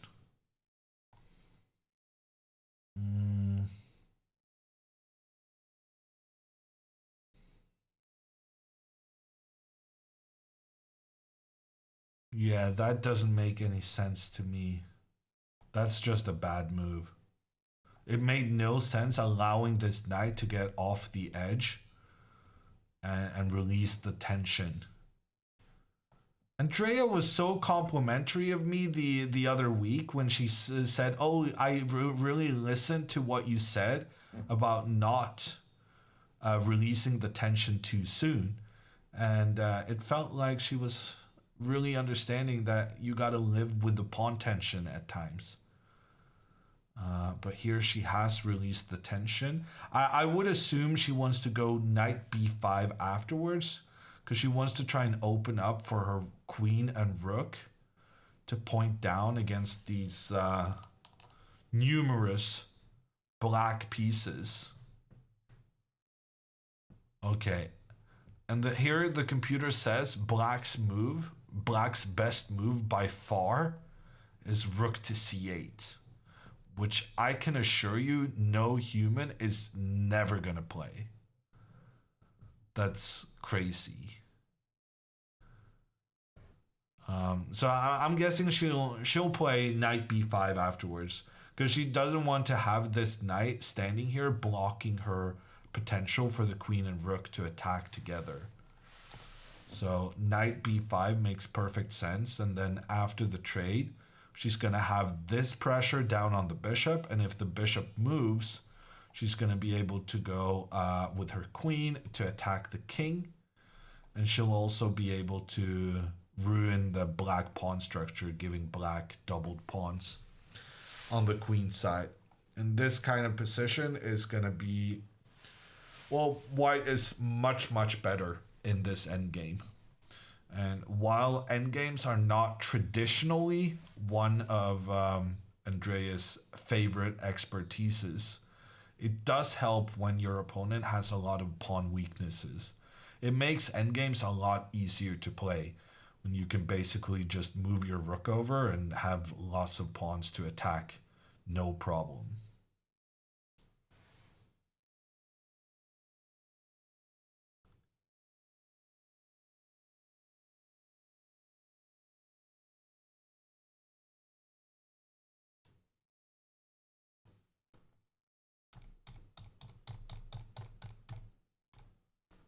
How are we doing on time management?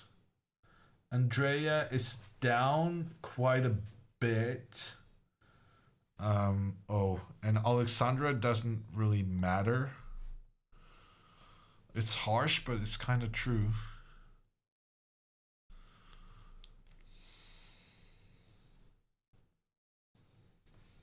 Okay, Alexandra makes the best of the bad situation.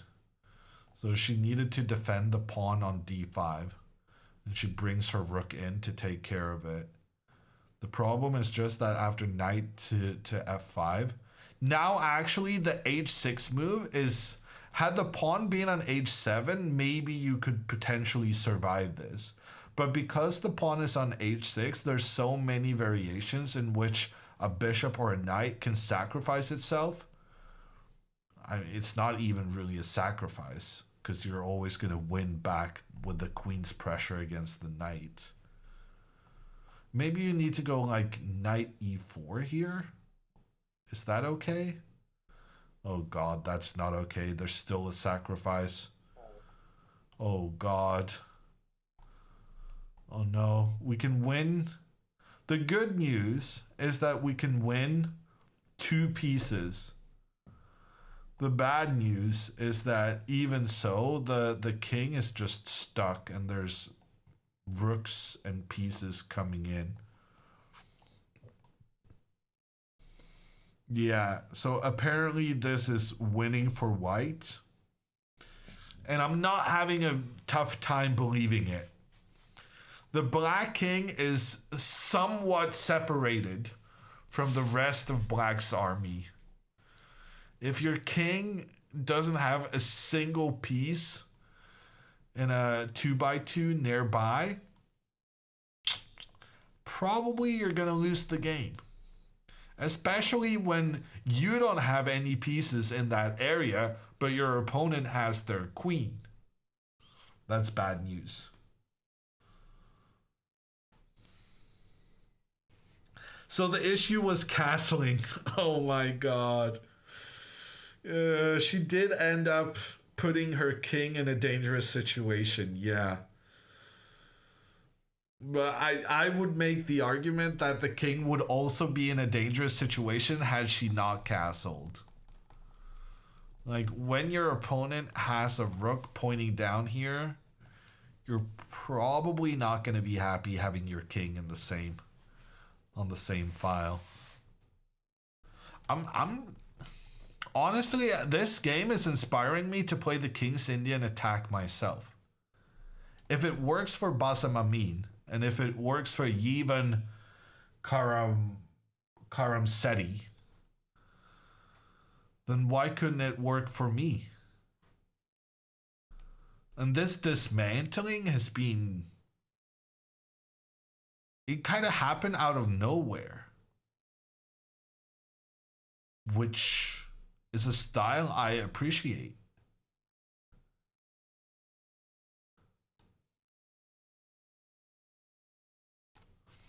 And one thing I will say is that Alexandra's life would have been so much easier if she hadn't moved her queen to c7.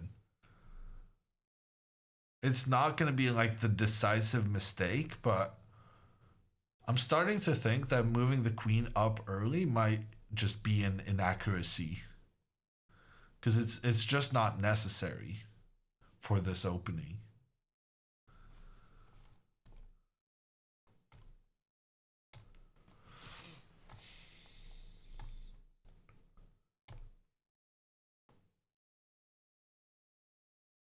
But, I mean, even here after d4, it was already unpleasant.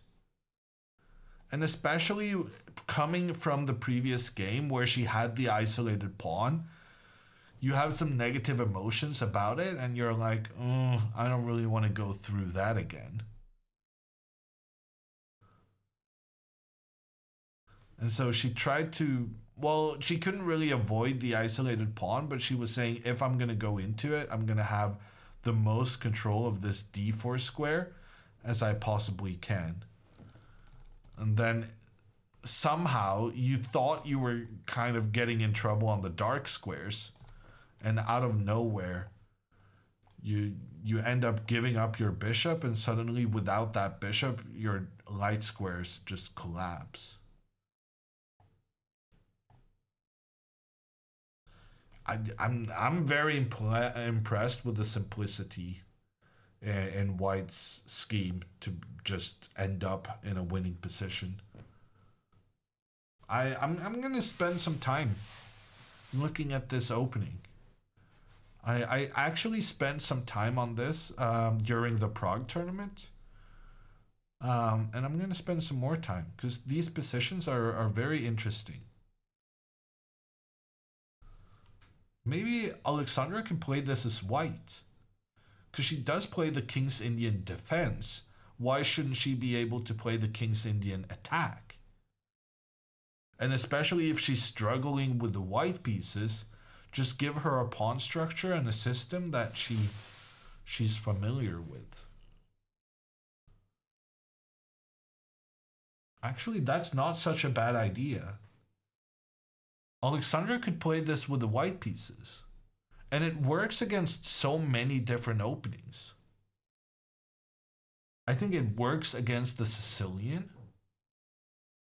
And it works against the French.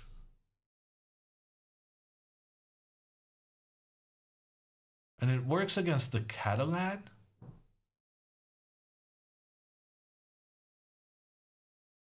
It's a very versatile. Hey, chat, you guys know this, right? Dina is like a Kia expert, right? Dina plays a lot of King's Indian attacks.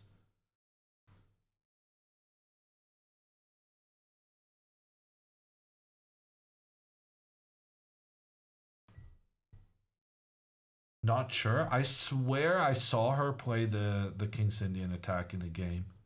But I don't know how frequently she does it.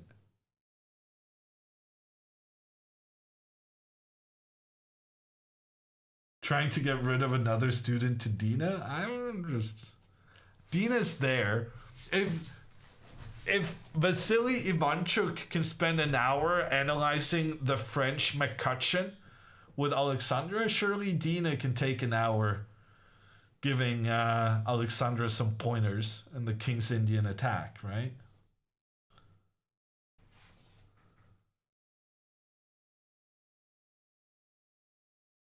Oh God, update the board, please. I just didn't realize stuff had happened. Pawn takes d4, bishop takes h6. Damn, White's attack just plays itself. Oh, this is... Yeah, it's just over.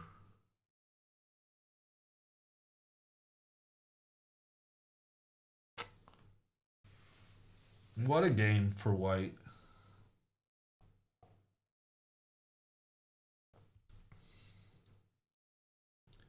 Knight b5 for Andrea. I'm expecting her to play that, yeah.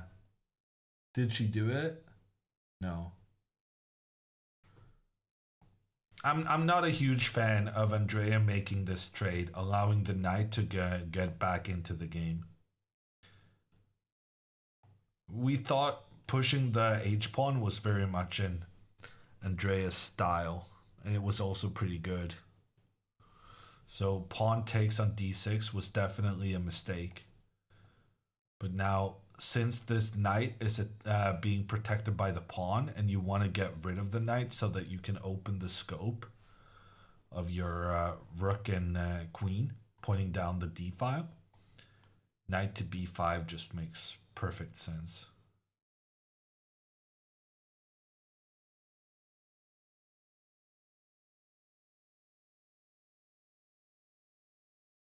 Alexandra will never mentally recover from today.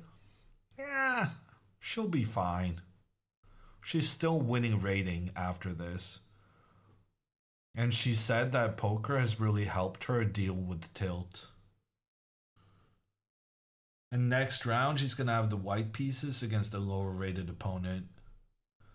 I mean, if she doesn't win the next round, then I agree that, you know, it's going to be difficult to recover. But if she just wins the next one against a lower rated, she's still having a great tournament, and she's not going to let two unfortunate games ruin anything. She's losing against much better opponents. I think you're underestimating Alexandra a little bit. I think this guy is not much better than her. Like 200 points, that's not super intimidating. You're gonna want to score some points against these guys. It didn't work out today, but 1 in 4, you want to get a win.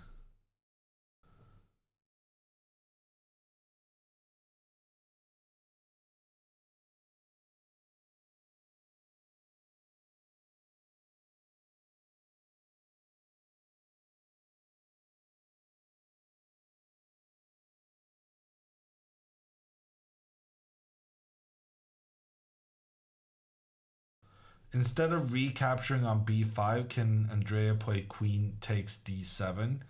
No, not really. Because then you get that same issue of this knight being very well placed, blocking the rook's ability to influence down the d file. The whole reason we're planning to go knight to b5 is trying to get rid of this knight. So, if we go knight b5 takes, we're definitely taking back so that the knight cannot return to its blockading square. And then we make the threat against the bishop. So the bishop has to move. So we gain some time also.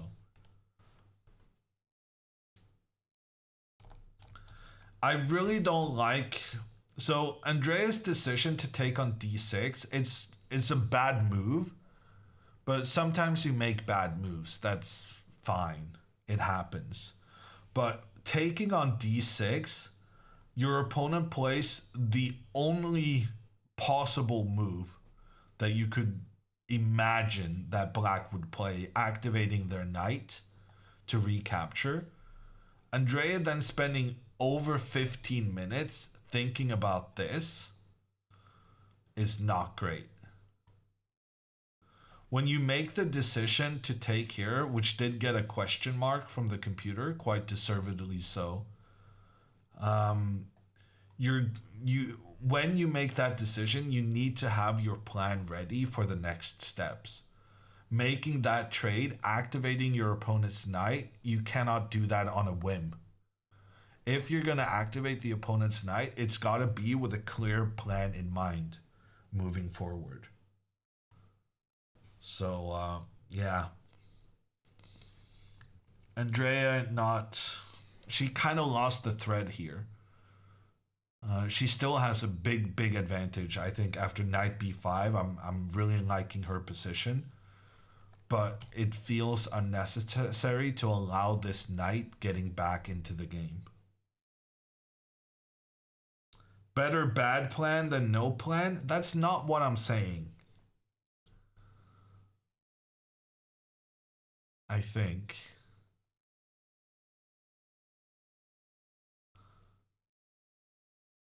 Is that what I'm saying? Oh man, I'm ashamed of myself in that case. Now, a bad plan is not better than a... But it's like, it's not really about planning. It's like your opponent... When your opponent only has one obvious reply, then you gotta be ready to face that reply. You can't just make a move, allow your opponent to play an obvious move in return, and then start thinking again. Then you should have made your decision earlier on. But knight takes back, good move. And, well, I'm still optimistic about Andrea. Knight to b5, I think she's going to have a good position. But when she made the decision to allow the knight into the game, she should have had her follow-up planned. We're going to move back to Alexandra's game. Bishop to g5, the bishop putting pressure in towards the knight and in towards the rook. If the knight moves, the rook is captured, but if the knight doesn't move, then there will be no more defenders around this king, and the queen will come in, and disaster is bound to happen. So Alexandra she plays the best move, but the best move is a bit sad at this point. She can't allow the bishop to take the knight since the pawn structure in front of the king would be ruined. So she plays knight e4, allowing her opponent to capture her rook. And then we're going to go into this position where, frankly, it's not looking so great. Alexandra lost her h-pawn, and she lost a rook in trade of a bishop, but black here has a knight compared to the rook. So white just has an overwhelming material advantage.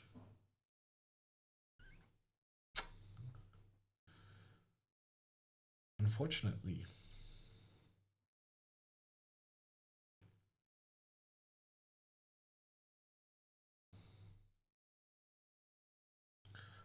Did Andrea play knight e5? Oh no, someone's suggesting that as an idea. Knight e5 is not silly. Knight e5 looks quite okay. Although maybe it helps black activate this rook pointing down the center. Suddenly, Andrea has to be a bit wary of making too many trades, because the black pieces aren't as cramped and poorly placed as they used to be. And then the beautiful white center with the two pawns standing next to each other, really controlling everything going on in black's half. When Andrea chose to move her pawn forward, she did lose that very nice cooperation she had between the pawns in the middle. And Andrea has spent more than 15 minutes on this move, after her opponent played an absolutely obvious move before that.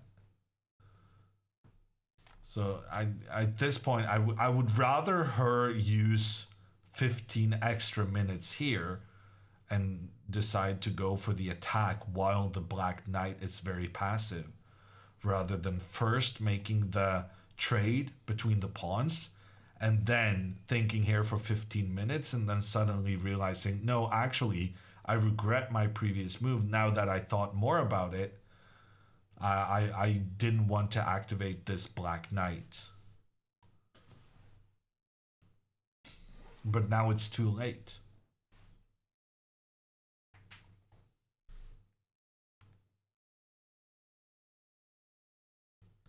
Please ask her about this after the game. Yeah, we can talk about it. It's easier to talk about if she ends up winning in the end, though. It's easier to kind of come in and try and correct mistakes if you overall feel good about your day. What's your elo as a coach? Probably not great. But I did participate in a world championship match as a helper. That's like my one coaching credential that holds some sway.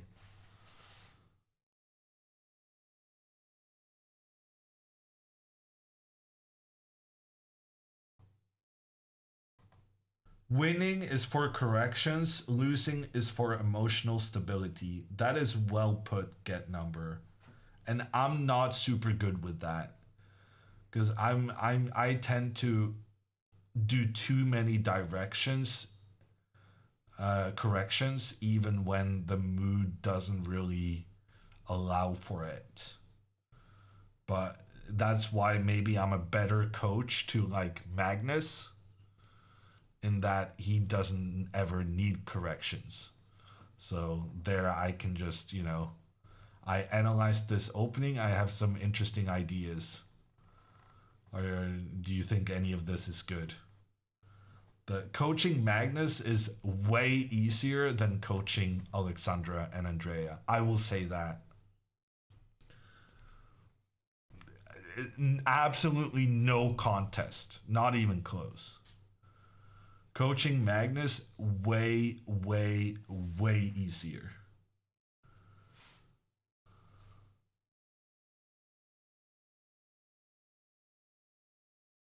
Have you coached Andrea? I have tried and failed, yes. I tried getting her to stop play the Jabava London, and I was unsuccessful.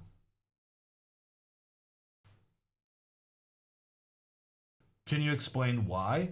No, it just has to do with that Magnus only needs ideas in the openings, while Alexandra and Andrea needs kind of input on their middle games and stuff like that. And middle game understanding is just super difficult. And explaining it is difficult, and the emotional intelligence you need to have in terms of knowing when to get something said, that when you lose, you need to kind of just help their spirits, and when they win, that's an opportune moment to actually try and make some corrections and point out some details or some misjudgments you've noticed in their game. Emotional intelligence, yeah, it's not my forte. Why stop Jabava? I also stopped it because it's so unsound. I mean, you're literally saying you think the Jabava is bad, and you're asking me why I think Andrea shouldn't play it.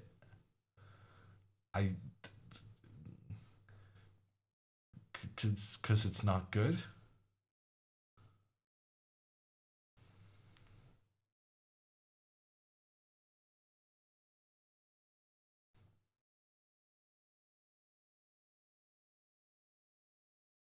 Alexandra moved. Well, for Alexandra to move, it needs... Oh, yeah, no, I forgot to input knight e4 again. Her opponent moved in that he took the rook. Alexandra takes back, and now he's going to take the pawn on d4. Ugh, yeah. there's not a lot of hope. Are the clocks working today? The clocks are working the same way today as they did yesterday. They're on a 15-minute delay. So you can see what the clocks were 15 minutes ago. Andrea played H3.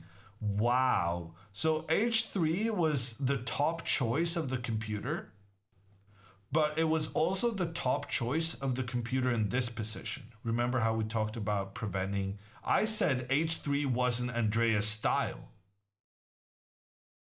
I literally said I didn't think H3 was going to happen. This was the computer's top choice here.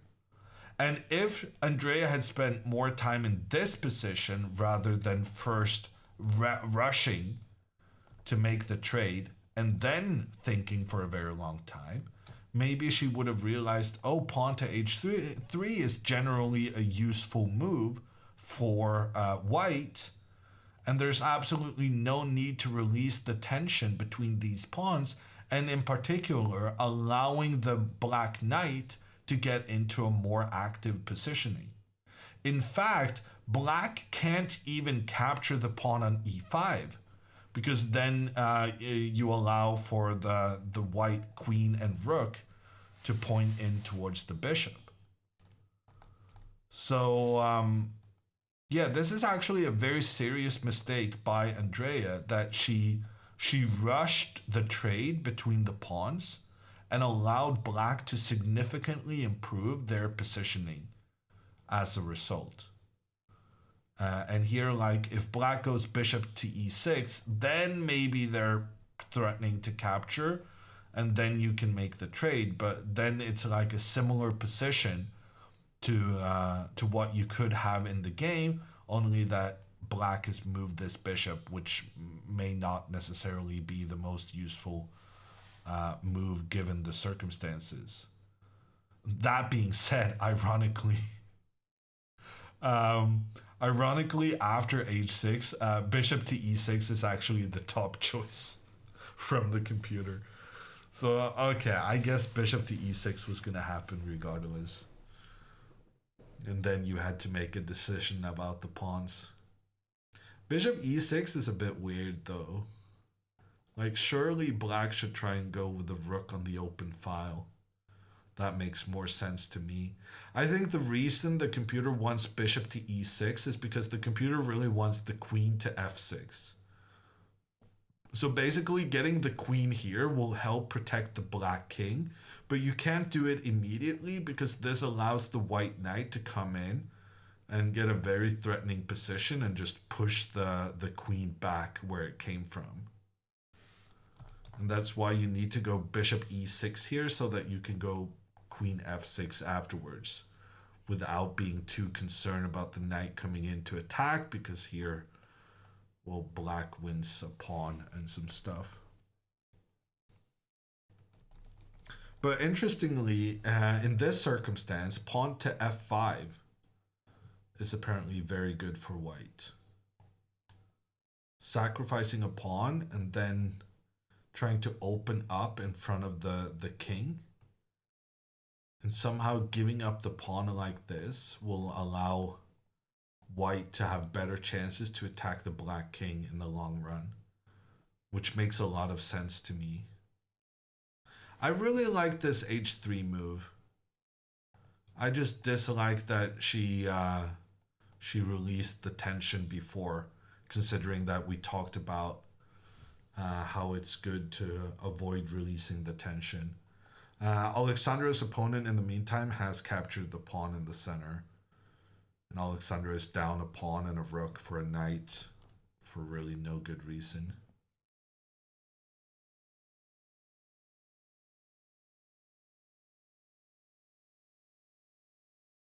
Why is Andrea getting easier opponents than Alexandra? Good question, Jack and Bones. So the Iceland tournament is using something called accelerated pairings. And what that means is basically the top ranked half of the tournament, they're given invisible points at the beginning, so that they play each other more earlier than what they traditionally would. Because in a 400 player event, if you don't accelerate the pairings in the way these guys are doing, then it often ends up with the top players playing too many of the hobby players in the first rounds, and end up not playing against each other towards maybe they play against each other like the 2 final rounds of the tournament. But to find like a proper fair winner, to find a winner who's had to beat other grandmasters, you want to have the grandmaster facing each other from like round 5 minimum. And in order to make this happen, they give invisible points to the best players. And that's kind of why Alexandra is facing more difficult opponents, because Alexandra is part of the group with the invisible points, which means that she faces other people with invisible points who are in general tougher opposition. That was a horrible explanation. Can someone explain it better in chat?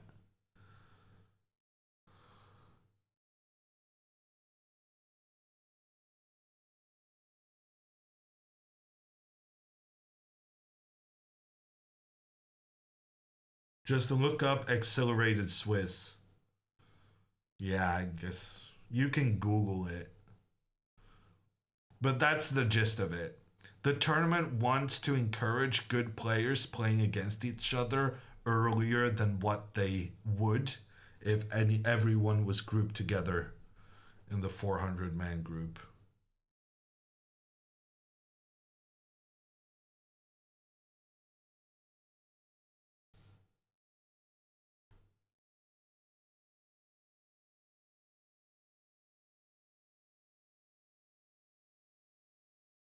Yeah, that's a good summation, Supernovae.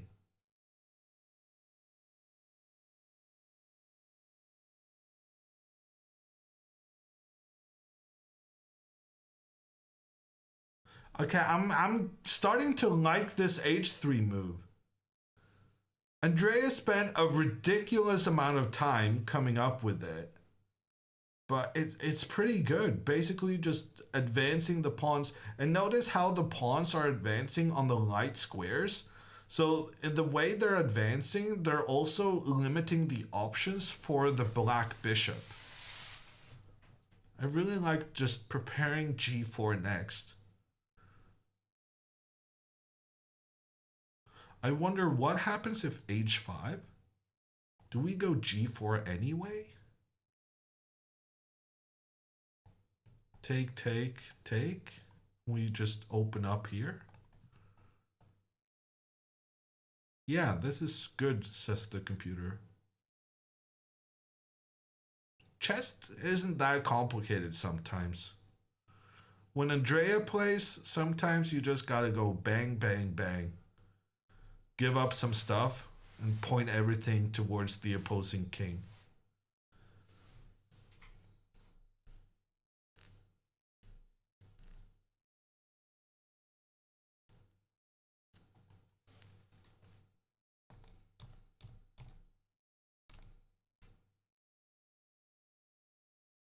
No, h3 is a good move.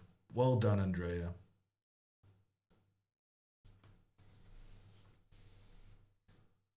Tal would have liked Andrea. Yes. Or also the other way around. Has someone ever asked Andrea who her favorite chess player is?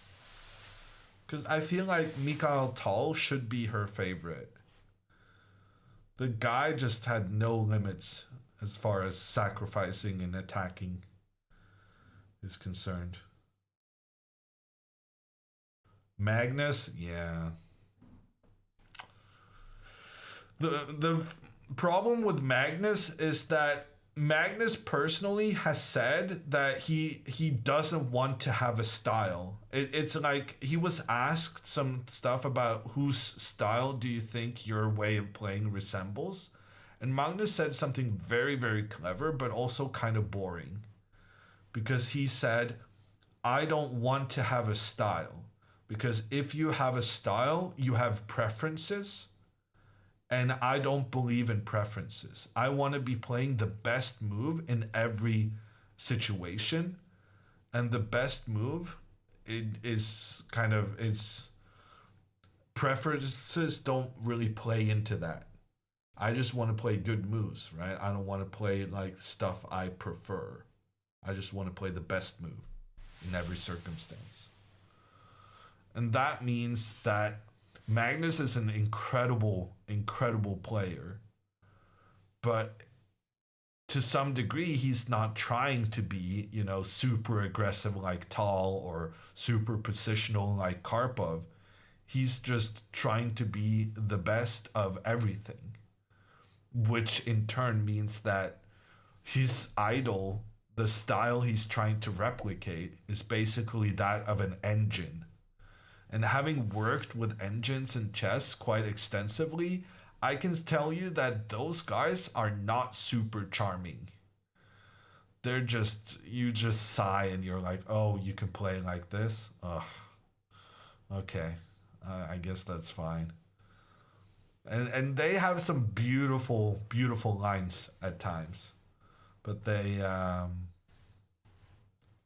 don't have like the crazy Mikhail Tal sacrificing everything just because he likes sacrificing.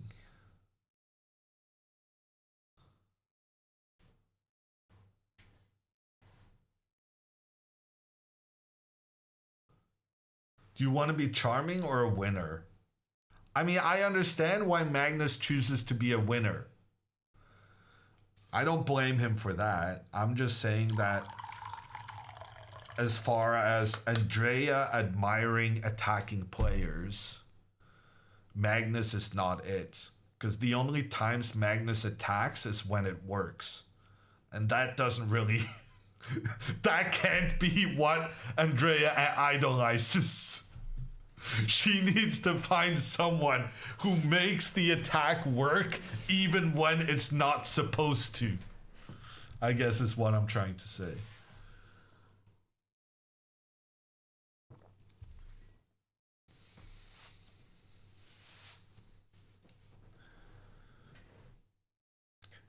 Andrea needs to go the Dubov School of Chess. Yes, that's what I'm talking about. Daniil Dubov. Playing some crazy attacks, not knowing whether it's going to work or not really even caring whether it's going to work or not, because he just wants to attack the opponent and put pressure and see what happens. Magnus only attacks when he thinks it's the best move, which means when he thinks it's winning. There's limits to how much Andrea can learn from that.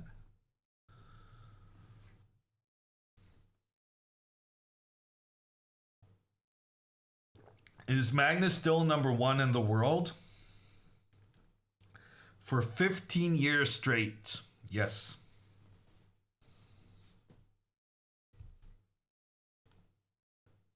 A5 played.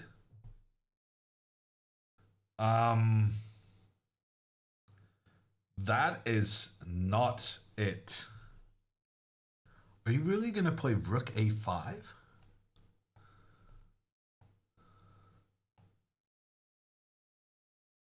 Are you going to go Rook A5 here? Okay, apparently this is the idea. Notice how I played A3. Can you guys find anything in the position that suggests A3 is the correct move here?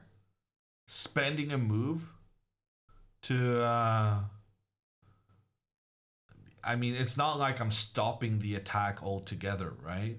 But I'm preventing the pawn from move another square forward. Why would I rather have this pawn formation instead of this pawn formation? Given that both of them kind of mean... here I got one extra move for my attack. So why don't I want the free move?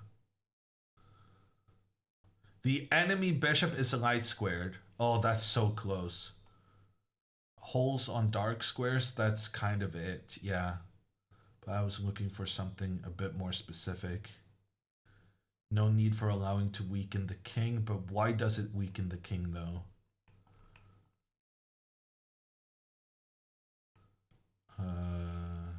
Keeps the king safer, yeah, kind of. But it's not precisely that.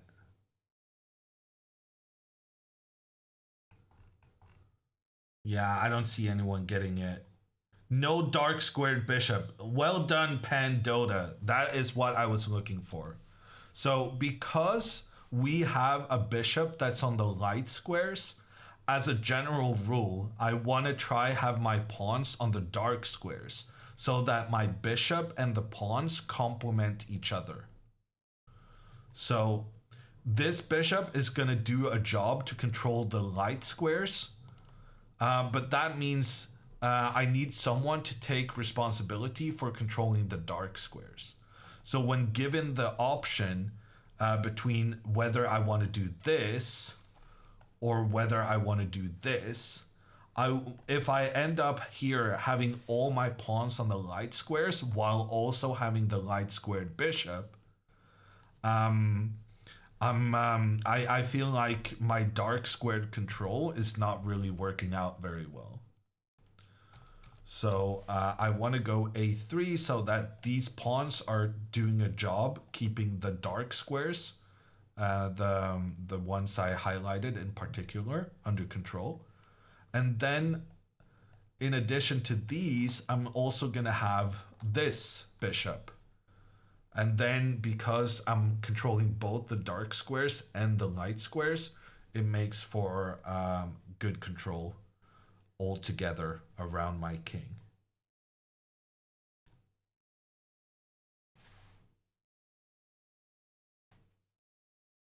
But a3 can be attacked later with b5, b4. Yes. But that's why it's not necessarily an obvious thing that at some point I was gonna have to, like, how can I put this?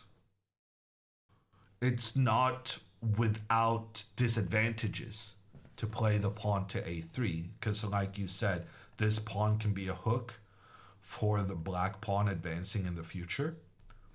But because for the short term, I'm keeping both the dark squares and the light squares under control, I'm making the assessment that this is the more important thing in the short term, and in the long run, I'll try to find some way of preventing this by creating my own threats, in particular against the black king. But the enemy has a light bishop, light squared bishop. Yes, but you care more about what you have than what your opponent has.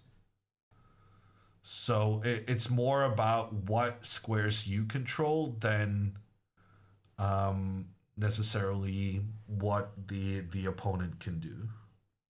So you want to have, when you only have one bishop remaining, as a general rule, you want to try placing your pawns on the opposite color of what that bishop is controlling. If the opportunity presents itself and if you have the timing for it, and there's so many exceptions to the rule, and the timing of it is always going to be difficult. But at like the higher arching, overarching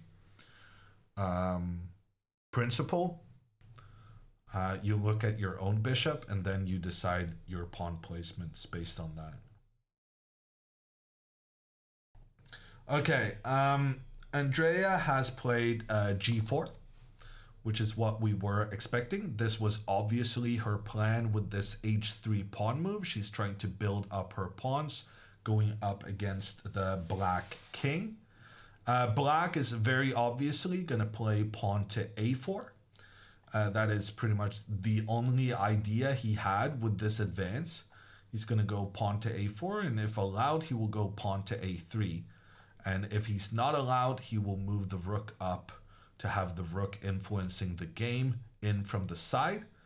And this way he managed to get the rook into the game, even though it was out of commission in the corner just a couple of moves ago.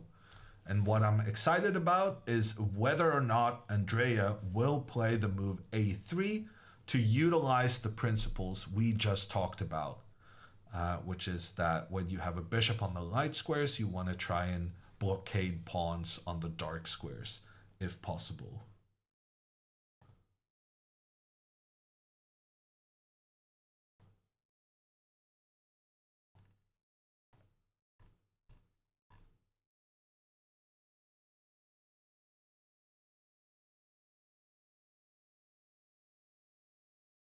When will Alexandra resign? Yeah, it's kind of sad it's come to that, isn't it? Let's see, Alexandra played bishop to c5, so she's trying to break through this knight, and if the knight captures on c6, then Alexandra will have some opportunities attacking in towards the white king. Unfortunately, her opponent played queen to d3, which number one gives extra protection to the knight in the middle, but number two opens up for the white bishop to take out the black knight on the next move. And if something like queen b6 here, we're just going to get a trade in the middle of the board, and black is just going to be super happy to make all of these trades. And at the end of the day, with the knight no longer contributing in the pressure towards the f2 pawn, the bishop and the queen together are not going to be enough to cause problems, and the queen is just going to step back, and Alexandra will still be down a pawn and a rook in trade for a bishop, and she'll have to resign, unfortunately. So yeah, actually resignation in Alexandra's game is going to come pretty soon. That's just a tough day at the office right there.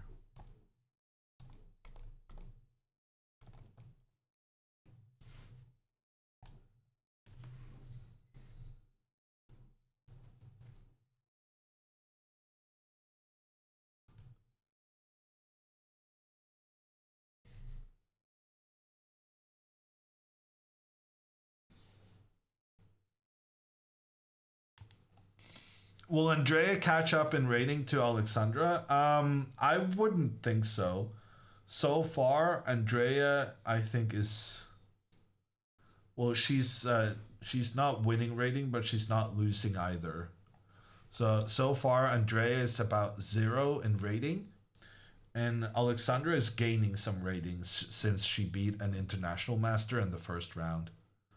So far this tournament, Alexandra is increasing her the distance between them so far, but early days still.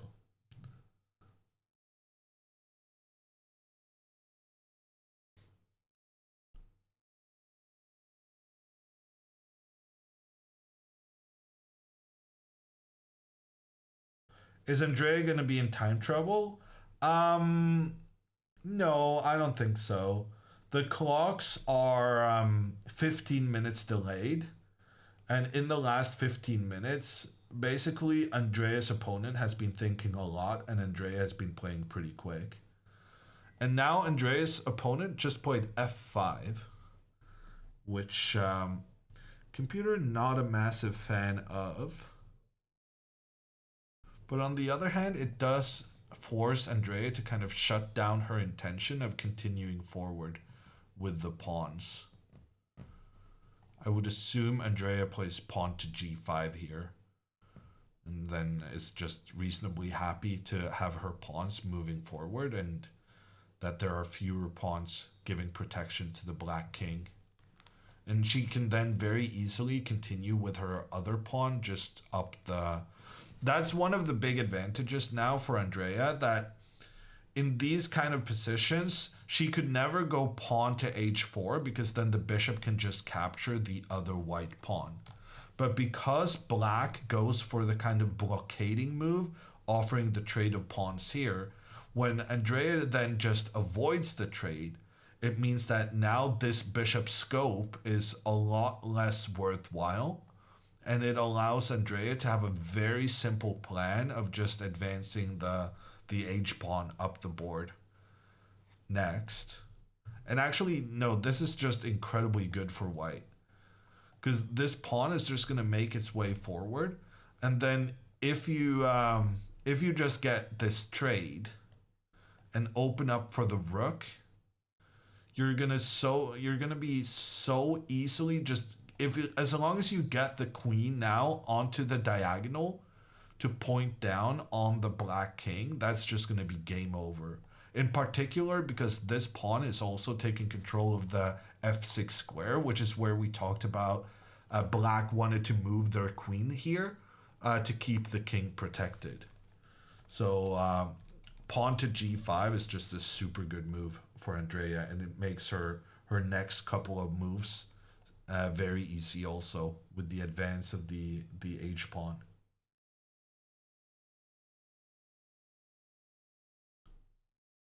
Can't black just play rook h8 and trade on the open line then? Yeah, but black doesn't decide when to open up, right? So say black went rook h8 already here, basically saying, I'm going to be, when you make this trade, I'm going to have my rook ready to fight back.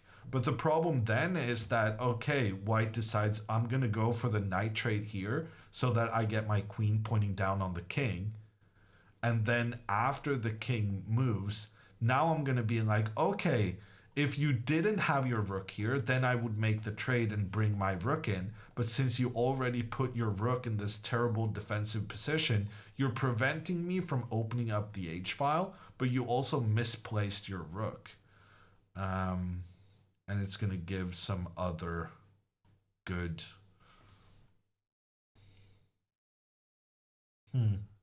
Yeah, I guess you could do this. I'm not seeing an immediate way for white to do like a checkmate, but I am also watching the computer saying that white has an advantage comparable to 9 pawns, which means you basically cannot move anything without allowing some nastiness happening. So after queen to e5, your queen needs to protect here, your queen needs to protect here. Your pawn needs to protect here, your bishop needs to protect this diagonal. Like, basically black can barely move a single piece without getting checkmated. So you're not going to be able to hold this house of cards together in the long run.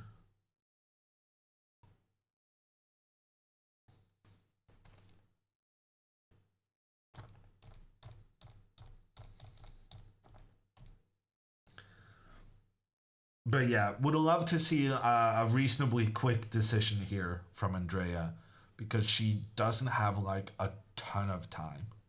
And I feel like g5 followed by the next pawn pushing up is a reasonably Andrea-esque plan. I'm going to check in with Alexandra. Alexandra has made the trade, the bishop for the knight in the center.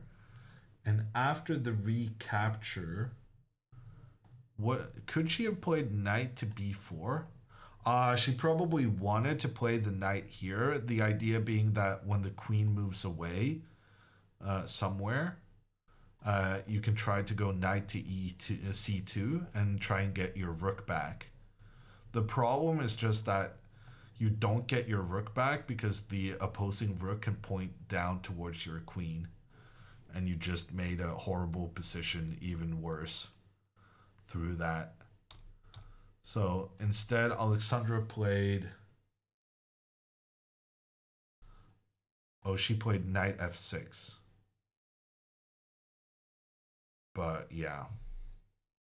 Now the rooks are going to come to the open file. I would be tempted to taking this pawn, but computer doesn't really like it. But something like this feels very straightforward to me, and we still have the same idea that we never fear the knight coming in for the fork, because we always have the counter with the rook pointing down against the black queen.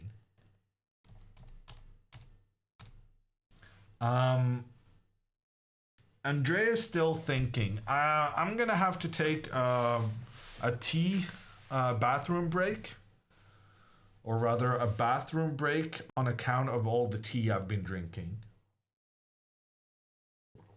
So give me a couple minutes and I'll be back.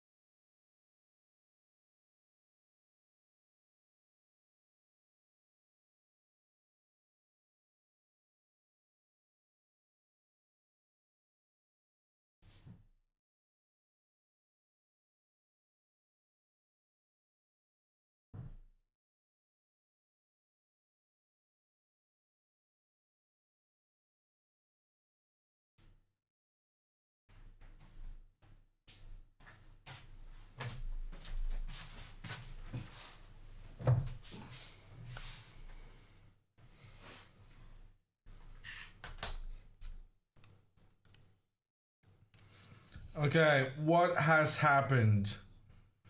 Alexandra's opponent has played a lot of moves. He played like 5 moves while I was gone. Was I really gone for that long?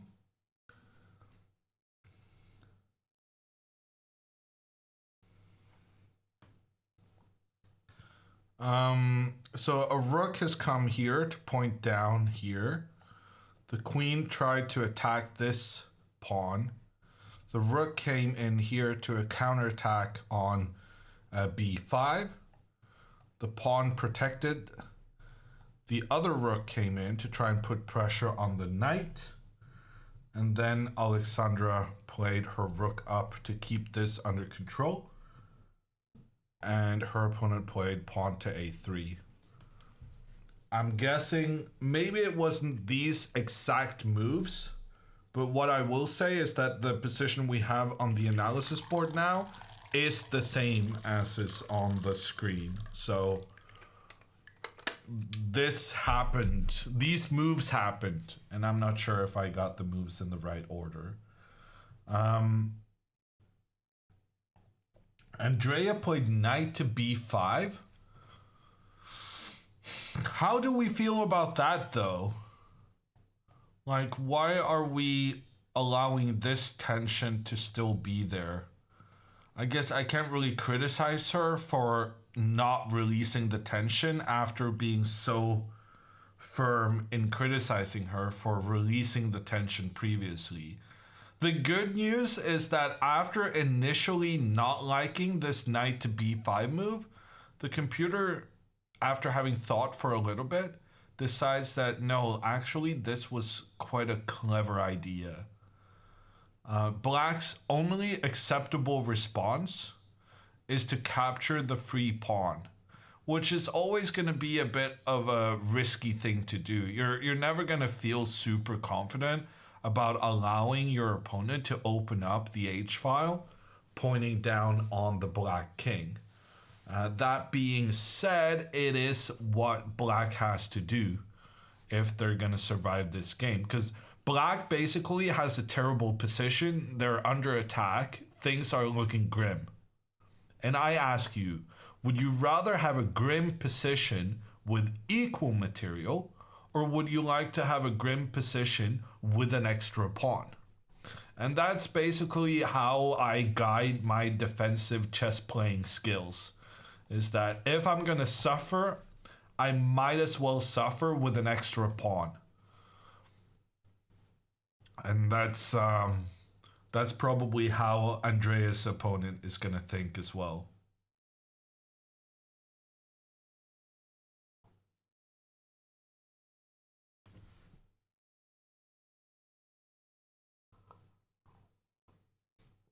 Grim position against the gremlin. Yeah, it's become a habit for Andrea's opponents. She's been putting a lot of good pressure on her opposition the last 2 weeks. Is Alexandra just completely lost? Yeah. We're not giving that game a lot of attention. There's just no saving it.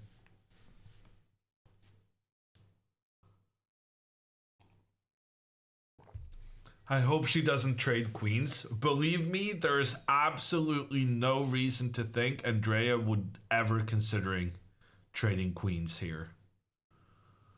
She wants to attack the black king. If she didn't want to do that, she obviously wasn't going to sacrifice a pawn on the king's side. So she's very much in an all-out attack kind of state of mind, which is her normal state of mind, but still.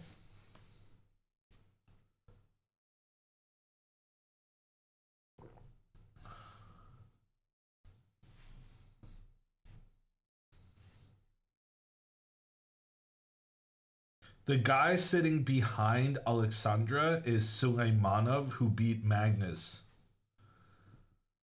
Really? Is he wearing a watch? it's a cheap shot, but I couldn't.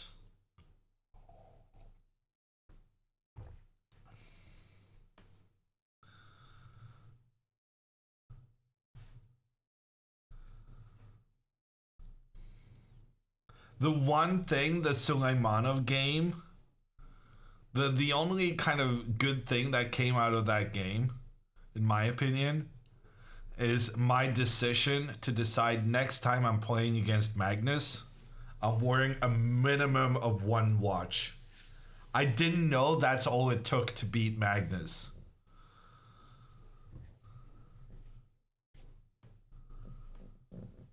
One watch per arm. But I also have ankles, Pepega. I also have ankles.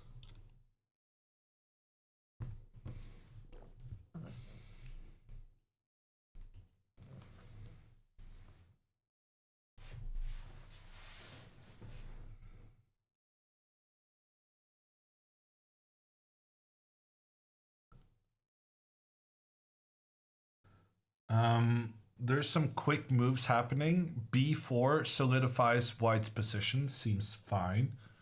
Alexandra plays king g7. She knows there's no hope. She's just hoping for a miracle. And to be fair, there was a miracle in one of Andrea's games from Prague. So she's just hoping for a similar thing.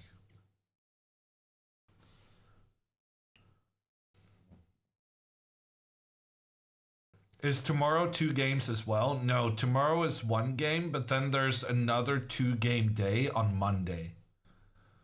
So it's a pretty tight schedule. But the final 3 rounds of the event are all 1 game per day.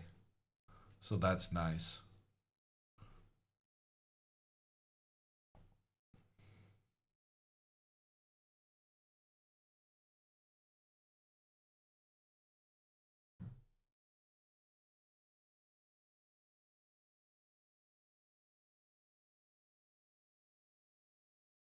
Did opponent go rook f6? Oh gosh, he did. That is not it. I already wanted Andrea to go g5 on the previous move. And now the guy is really asking for it. Now g5 is just even better. Attacking the rook has to go. Then the queen can come in on the diagonal, give a check. And because we played g5, we have the f6 square under control. So black is not able to move the queen in between to help out her king. And if the king moves back, then we capture the knight. What's good about capturing the knight? Well, I'll tell you. Once we take out the black knight, the knight is no longer controlling the c4 square, which means we'll be able to get our bishop here, and then we're attacking the rook and the king. And we'll bring another rook in. Yeah, this is GG's. Pawn to g5, and it's over.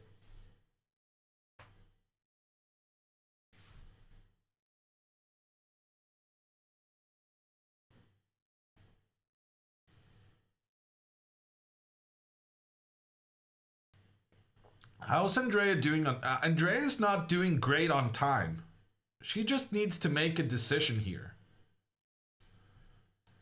I guess she could be tempted to go in queen c3, trying to point the queen in towards the black king. Ooh, but the knight to b4 is a bit sneaky. Because then the bishop attacks the knight, and the knight attacks this guy, which is trouble, because there's other stuff happening as well. So the only other sensible move than going with a pawn up is going with the queen here first. But frankly, you don't need to be coy about the way you execute your attack. Pawn up attacks the rook. The rook has to move. Queen up attacks the king. There's no way to block the check, so the king has to move. And then the trade opens up the c4 square. And like this attack just plays itself. So the only thing that could take you down, Andrea, is your time usage. Just play the most direct moves, make the biggest threats possible on your next 4 moves, and you win the game. As easy as that.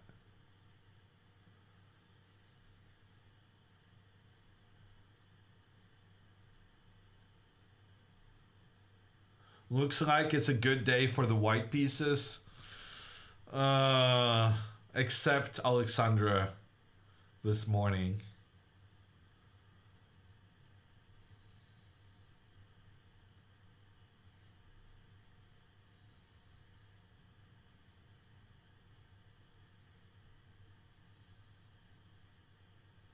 When is best to use your time? Oh my gosh, if that question was possible to answer, everyone would be good at chess.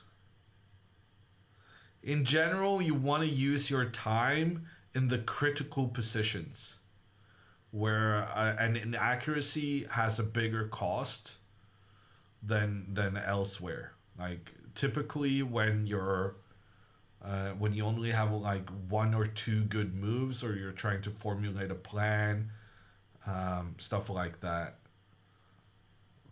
But the question you're asking goes to the very core of time management.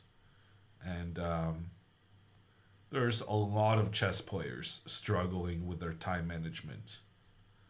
Top players of the world, definitely included. Grishchuk is infamous for never having more than a minute left by move 25, 30. G5 on the board. That's good news. Let me go back to the current situation. But to be fair, like when he plays Rook F6, he's really asking for it. Like this was already a good move on the previous one, but now it just becomes even better because it's also attacking the rook. And I think Andrea should win now without any trouble. Making this check with the queen is completely obvious. Making the trade of knight to enable her bishop to come in, also completely obvious. She's got this in the bag. In Alexandra's game, her opponent is not playing incredibly well. But the thing is that his position is so good, he doesn't even have to play well to win, which is kind of annoying. Alexandra is doing a nice maneuvering here with her knight. The idea is that the knight will attack the rook, and if the rook has to move back, then Alexandra will be able to regain a pawn. And, you know, 1 pawn here, 1 pawn there. In the end, it kind of adds up to whether her opponent can win the game or not. The only concern is that she can't actually take the white rook, because if she does, then white recaptures and gets a double attack on the queen and on the rook. So that's not great. But she found a good plan. Honestly, her opponent is spending a sensational amount of time, given that he does have like this incredibly winning position. He played pawn to g4, now knight to e6. She's trying to cause some problems for the white position. I must admit, I thought that this game was just, there's absolutely no reason to play on whatsoever. But the time usage of Alexandra's opponent, the fact that he's still spending a lot of time for every decision, every move, it's kind of showing that she was right to keep the game going. Here he goes queen to e3. Yeah, that's a good move. He realizes that he doesn't need to fare. The knight takes rook, unfortunately. Alexandra is going to have to go with the rook back to then try and capture. But the problem is that after g5, the knight is under attack. The knight has to move. And when the knight moves, the protection of the pawn in the center also disappears. And the queen can get in. And then, yeah, actually, I take this back. Alexandra's opponent has been spending a lot of time, but he did find a very good plan to make sure that he gets through and starts winning even more central pawns. So he spent a lot of time on it, but he came up with a good plan. And he is gonna win this game.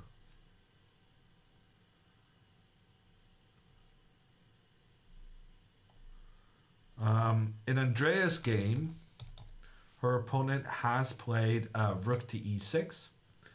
Andrea did go with a check on the king, like we expected. The king has retreated. And now Andrea wants to have her bishop pointing in towards the black king.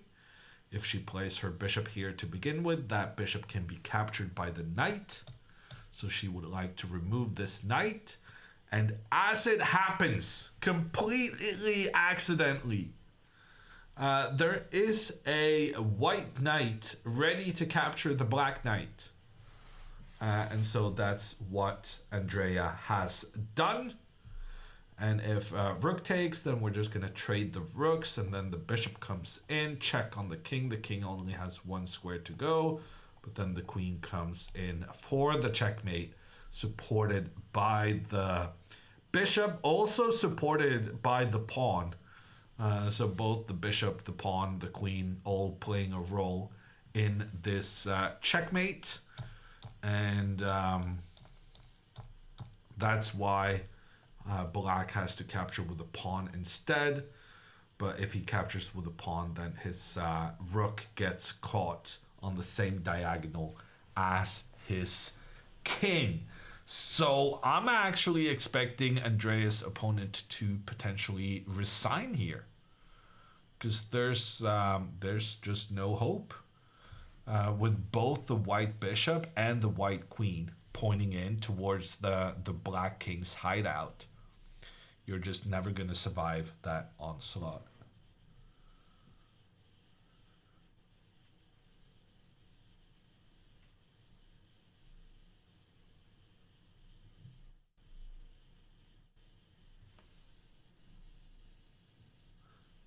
What did Alexandra do? She played queen b7.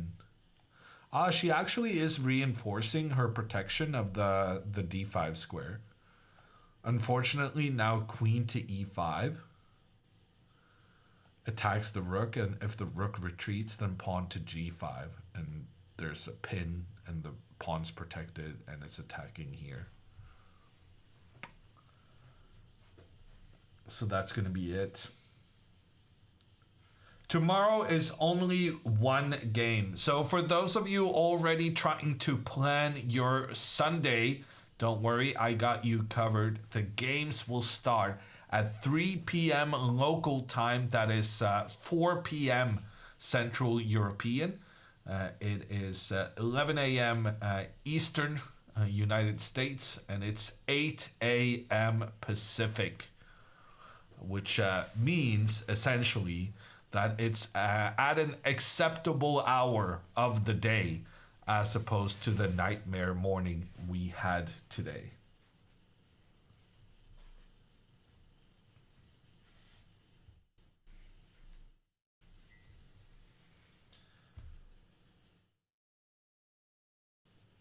No more 5 a.m. tomorrow. There's another 5 a.m. on Monday, but tomorrow is the rest day, the Sunday. And by rest day, I mean you can't rest, but you get to only play one game, as opposed to the nightmarish 2.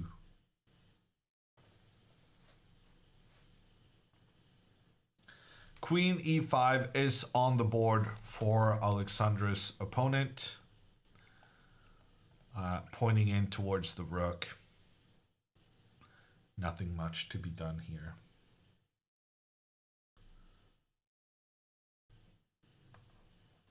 Both girls lost in the morning, Barton, unfortunately.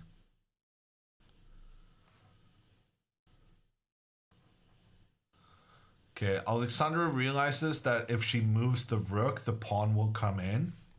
So instead, she chooses to capture the white rook, thinking that if white recaptures, then she'll be able to move her rook to the side and attack the queen so that she has time to get out of the queen's pressure in towards the king. Unfortunately, this also means that it's actually completely fine for white to capture the black rook. And if the knight moves up into an attacking situation, then the rook will do the same thing in towards the black queen and the black king. So, yeah. Alexandra is going to have to resign now. And Andrea's opponent is going to have to resign now as well. So they're going to finish at approximately the same time. Andrea is going to have 1 point more than Alexandra, but she also has faced significantly lower rated opposition. Alexandra still has faced an average of 2,300 in her games, whereas Andrea has faced an average of, I want to say,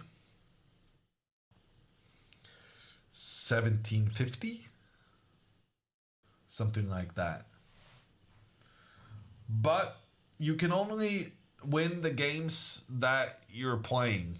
So Andrea has done well in the fights she's had, and we're only 3 games into the tournament, so there's still another 6 games to try and become the best sister.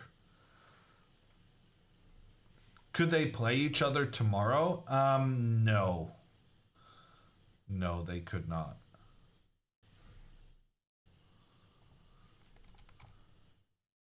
How are the opponents chosen? Normally, you play someone with equal amount of points as you. The system in Iceland is a bit trickier, but essentially 1 point between the girls is too much of a difference for them to play each other.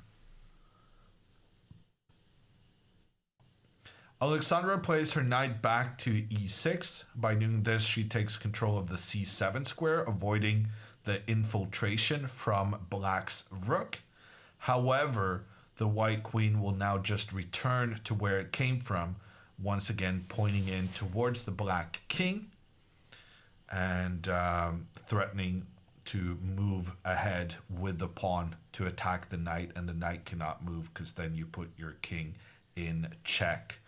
Alexandra will have to go pawn to g5 to prevent the white pawn's advance, and then white will sacrifice a pawn on the side so that you do get the pawn up in the end, and that's going to be the end of it. Oh, Alexandra already played g5, actually. Called it. I swear I didn't check the video feed. h4 on the board. And that is going to be the end of it.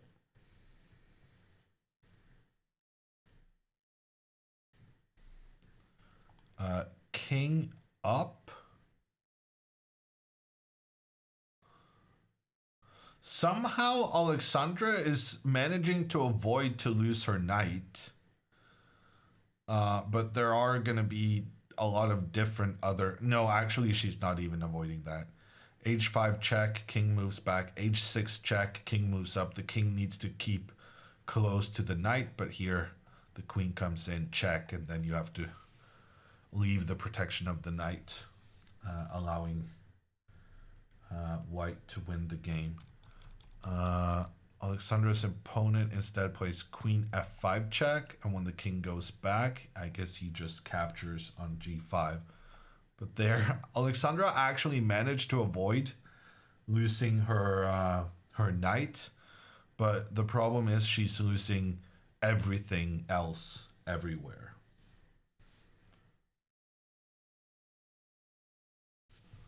Andrea's opponent takes with a pawn. we're expecting Andrea to immediately get the bishop up. Alexandra resigns her game. A tough defeat. Really just one bad move from Alexandra. She got under pressure from the opening, I will admit that. But other than the unpleasantness she felt from the opening, it was really just one bad move, and suddenly everything was completely hopeless.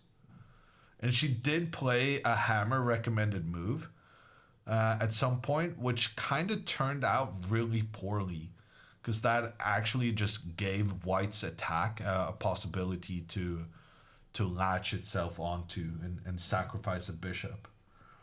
All in all, I think a very well executed game by today's opponent, Karamseti. And Alexandra gets 2 losses on the day, and that is going to be tough to recover from mentally. But the good news is that at least tomorrow you'll face a somewhat easier opponent, and then the question becomes whether you manage to strike back from the disappointing double round, or whether your mental state is a bit too hung up on the bad day previous. We'll see. We'll see how it goes.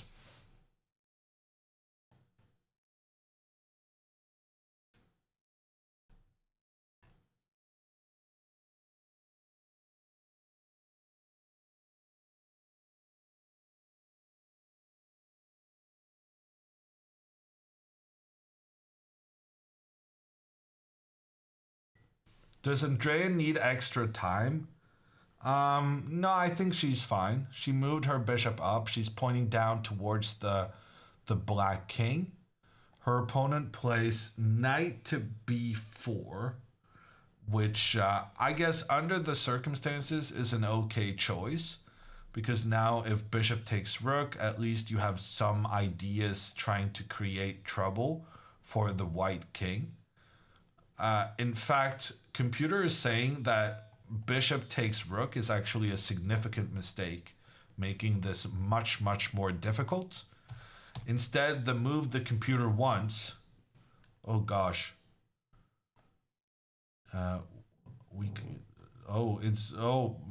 This thing is living its own life. Oh, my... Let me just... Okay. Let's go here. So we were here, and I said, you should not capture the rook. In fact, the move recommended by the computer... Oh my... Don't stop.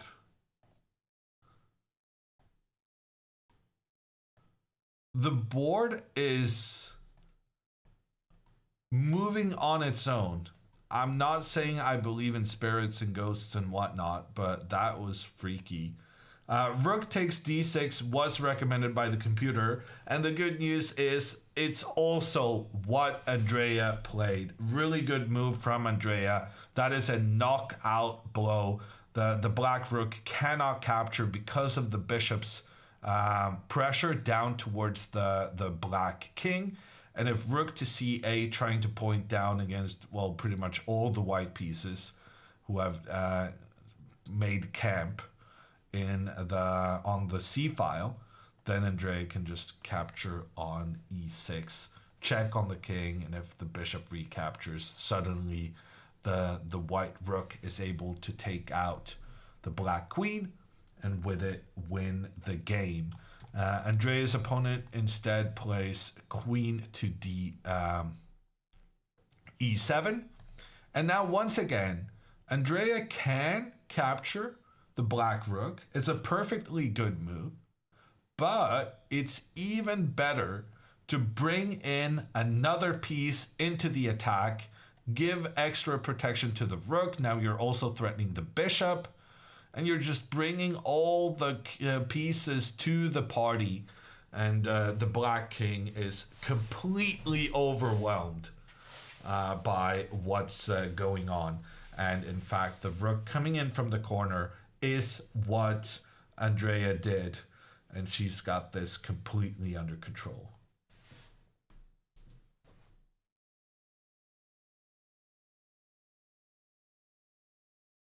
Andrea played this one kind of perfect. I mean, I don't like the trade she made, though, in the center.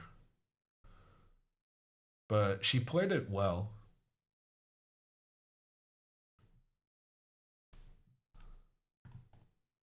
You guys want to see her opponent? You're so demanding.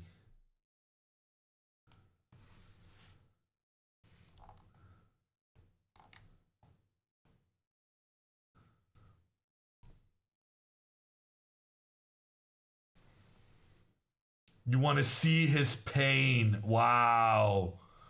That's pretty harsh.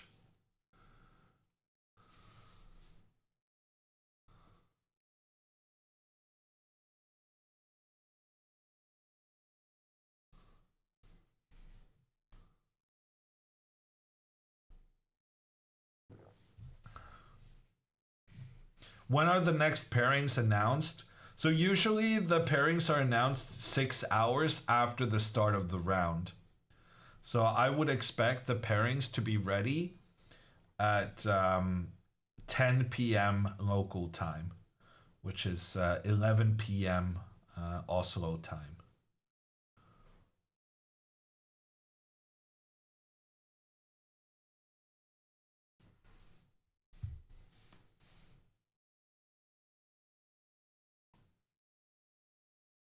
What will happen if he goes b4 takes a2? Well, you can try to get the attack against both the queen and the bishop and the king, but this is why it's been so clever of Andrea. Wow, I need a break now. Andrea has been very clever not to capture this rook too soon because she knows the rook can never really go anywhere as the bishop holds the diagonal towards the black king, but the bishop also holds the diagonal backwards, making sure that the knight fork is not possible. So she's just keeping everything under control. And look at this move, bishop to b5. So he's trying to be sneaky. He's trying, just like you talked about, right? That we want to try and get this bishop out of the game so that the knight can come in for the fork, and that would actually just win the game instantly for black. So we're obviously very aware of this bishop's defensive duties as well as its contributions in the attack. And I guess for Andrea, she's just going to take the rook now. You don't need to make it complicated. Just take the rook. And then you allow this fork, but you manage to win the queen anyway.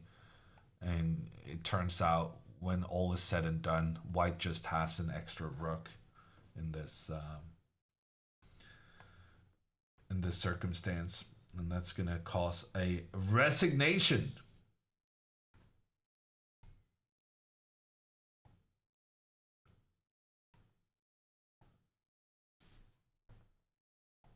There is a better way. I mean, but why would you need a better way if this way is going to cause your opponent to resign?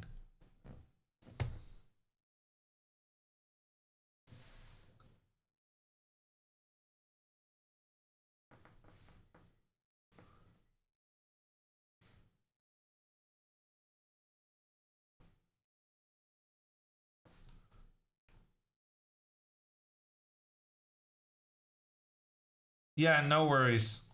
I wasn't gonna call you, Alexandra. We're just gonna watch the end of Andrea's game. But she's gonna be done very, very soon.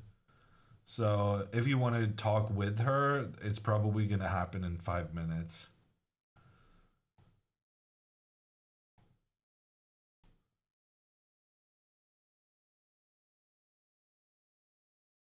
Okay, Andrea plays the good move. You happy now, chat? No, she didn't want to just be up a rook. No, she wanted to win everything.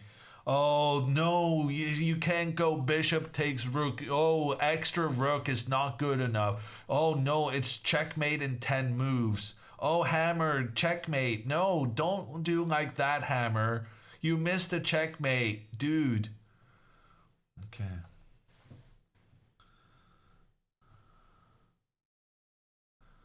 The goal of the game is just winning. You don't get points for style. But yeah, Andrea did play the checkmate in 10 moves. So good for her, I guess.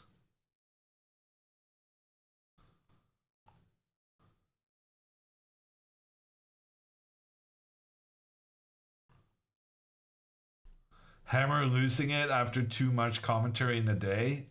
Yeah. Fair enough.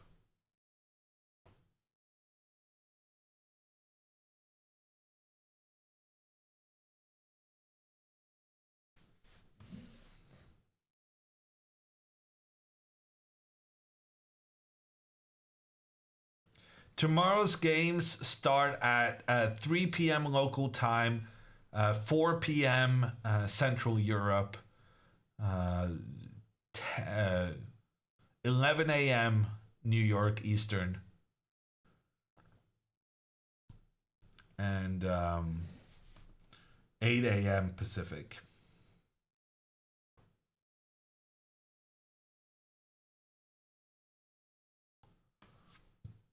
You go, rook takes e6, or Ivanchuk will go, okay, inaccurate. Fair enough. Andrea doesn't want to get the wrath of Ivanchuk going.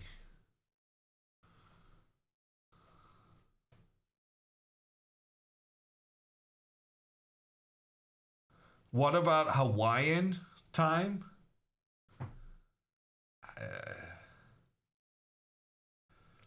I mean, if I'm going to include Hawaiian time, I might as well include, mainline China, which at least has more people. I don't even know Hawaiian time. Is it like 2 hours from Pacific? 3 hours?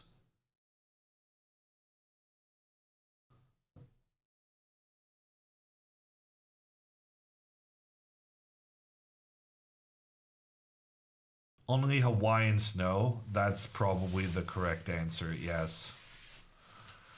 Who cares about Hawaiian time other than Hawaiians? We'll leave them to it.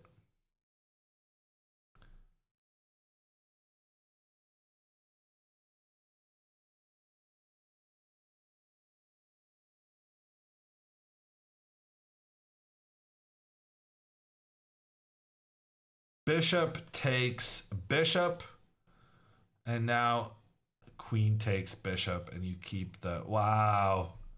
Andrea finding all the right moves, huh? Are you proud of her, chat? She played your silly checkmate in 10 moves.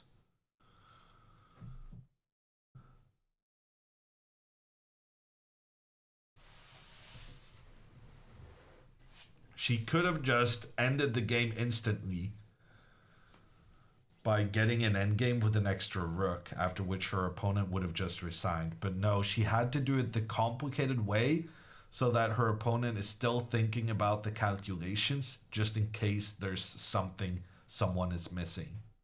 Whereas if she had played the obvious stuff, he would have already resigned. I'm all about efficiency, chat. And the quickest checkmate isn't necessarily the most efficient thing. When you just clarify to a rook up position, your opponents do tend to resign.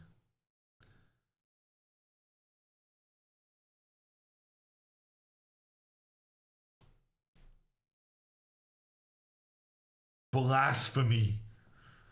If we have a checkmate in 10 moves, you must execute the checkmate in 10 moves. Okay, now there's a checkmate in 3 moves. Rook takes g6. Double check. But in order to figure this out, Andrea's gonna have to spend more time thinking about it. Whereas if she had taken with the bishop earlier, then she wouldn't have had to think about anything for the rest of the game. I'm pretty sure I'm right about this, chat. You may give her style points, but she definitely did make it more difficult for herself. She's capable of winning with an extra rook. Hammer just wants to go. Don't reveal my secrets.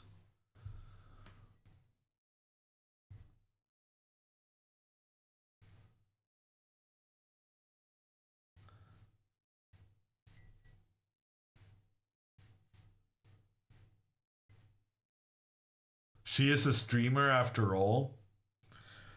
Fair point, Druple. She's milking the content. I guess I can respect that.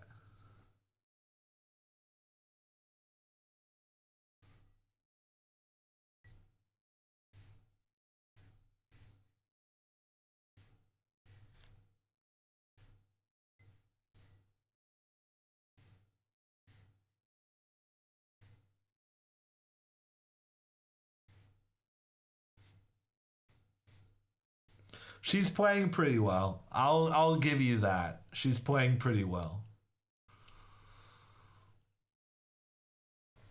She played well in Prague as well. I mentioned it. I think I mentioned it yesterday, but Andrea has been really impressing me. I genuinely didn't think she was this good. I think it's very likely she'll make 1900 during this tournament. Who knows? Maybe even beyond that.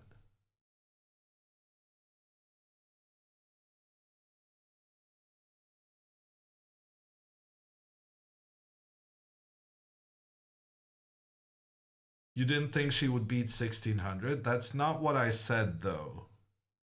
It's not just about beating your opponents. It is also about how you do it. And whether you do it with confidence and style and accuracy. And also, to be fair, my assessment of Andrea has also been quite colored by the fact that she was completely annihilating one 1900 after another in Prague.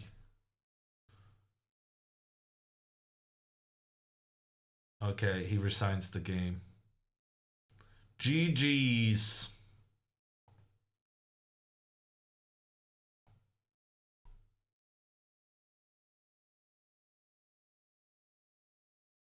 No points for style. Well, there's no points in the tournament for style.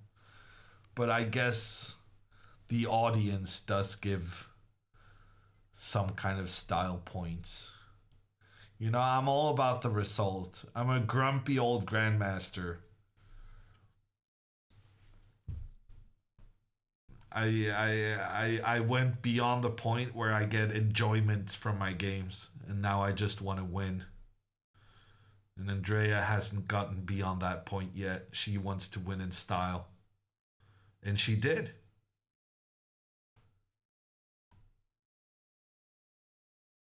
Andrea has really messy handwriting. Oh my god, really? Did you see her handwriting? Did she put the form too close to the screen? Are we revealing family secrets right now?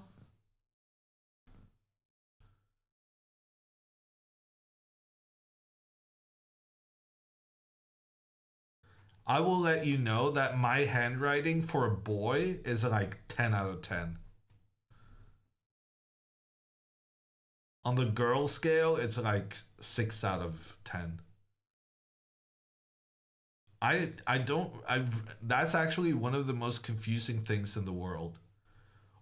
What happened in the world to make girls' handwriting so much better than boys?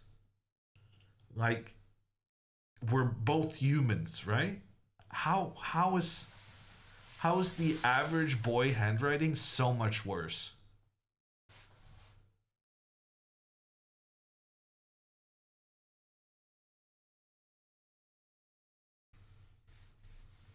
But anyway, I take pride in mine.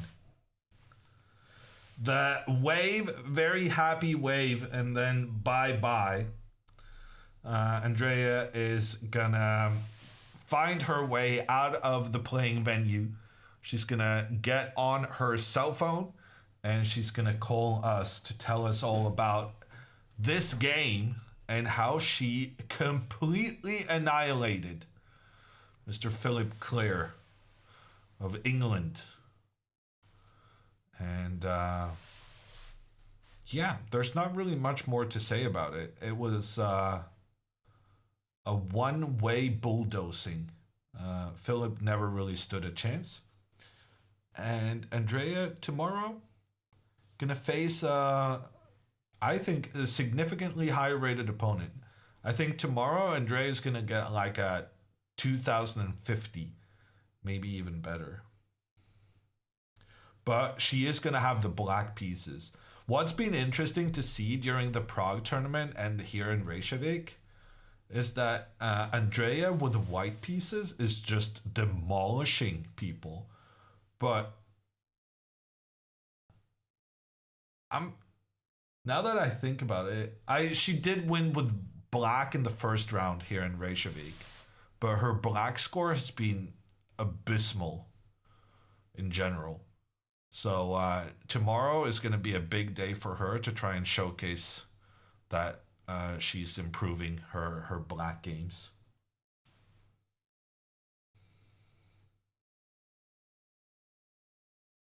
Can you play out the remaining moves and show us the mate? Yeah. So here, because both the queen and the rook is threatening the king, you can't take the rook because then the queen is attacking. And you can't take the queen because then the rook is attacking. So in the general rule is that whenever you execute a double check, normally there's 3 ways to cover a check. You can either capture the piece that's checking, you can cover, you can block the check, or you can move the king. But when you're in double check, you can never block and you can never capture the piece that's giving the check, because you're always getting checked from 2 different directions, and you're always, because otherwise it's not possible to have a double check. And you also cannot block, no, sorry, and you also cannot capture because you can't capture 2 pieces at once. So when you're in a double check, your only choice is to move the king. If the king moves to the left, the queen comes in for the checkmate. And if the king goes into the corner, the queen comes in, check. The only way to stop the check is by blocking with the queen, but no matter how you block, the queen will come in for the checkmate thereafter. So that's how the game could have ended if not for the immediate resignation.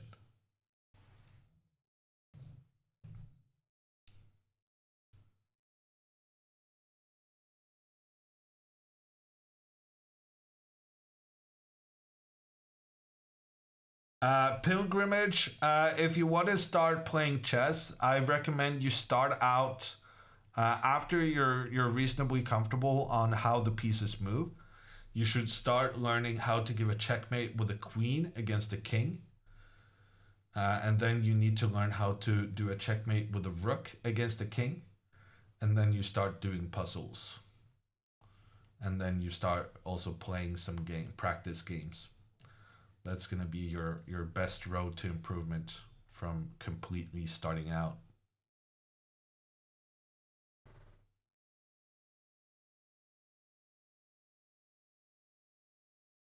Ring the chessers. I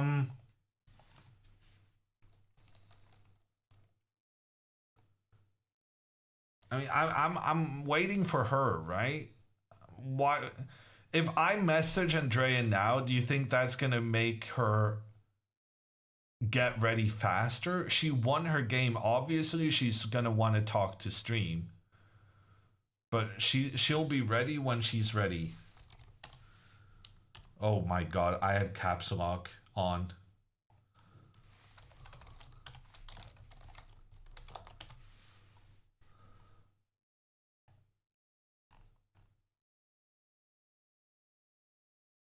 Benzea in chat, learn the Jabava London. Wow, are you talking to me? Or are you saying that Alexandra should do the Jabava London? I don't want this to spread though.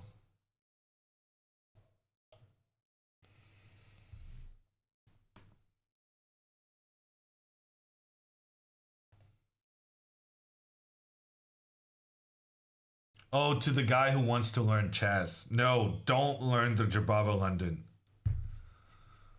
No, that's the problem with chess. Like, different coaches have very different philosophies and opinions on how you should, what you should do to improve.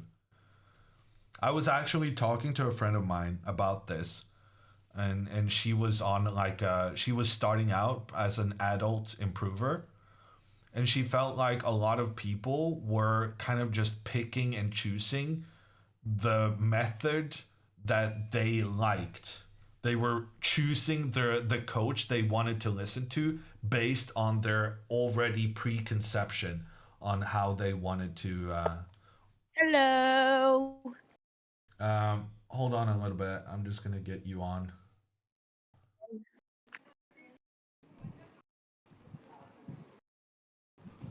Okay.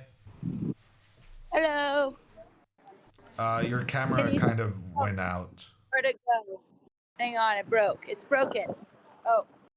Okay. Holy schmoly, it's Where's cold your out gloves?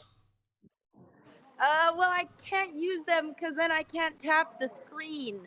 I must sacrifice my fingers for the sake of smooth technology. Okay, just checking. My games, oh my god, it's so windy! It's blowing me away. My games were low-key a mess today. I didn't.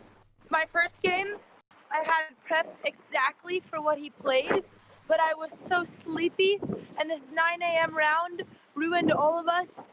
That in the morning, I woke up too late to do my prep, and I looked at it last night, and by the morning, I had forgotten it, and I had the perfect line to play against his rookie one, and I knew I was supposed to go E4 earlier, but I forgot because I was a sleepy girl.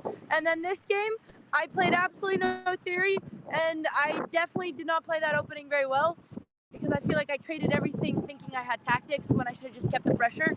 But we still won. But I'm not proud of this win very much. Oh, really? It was pretty good, no?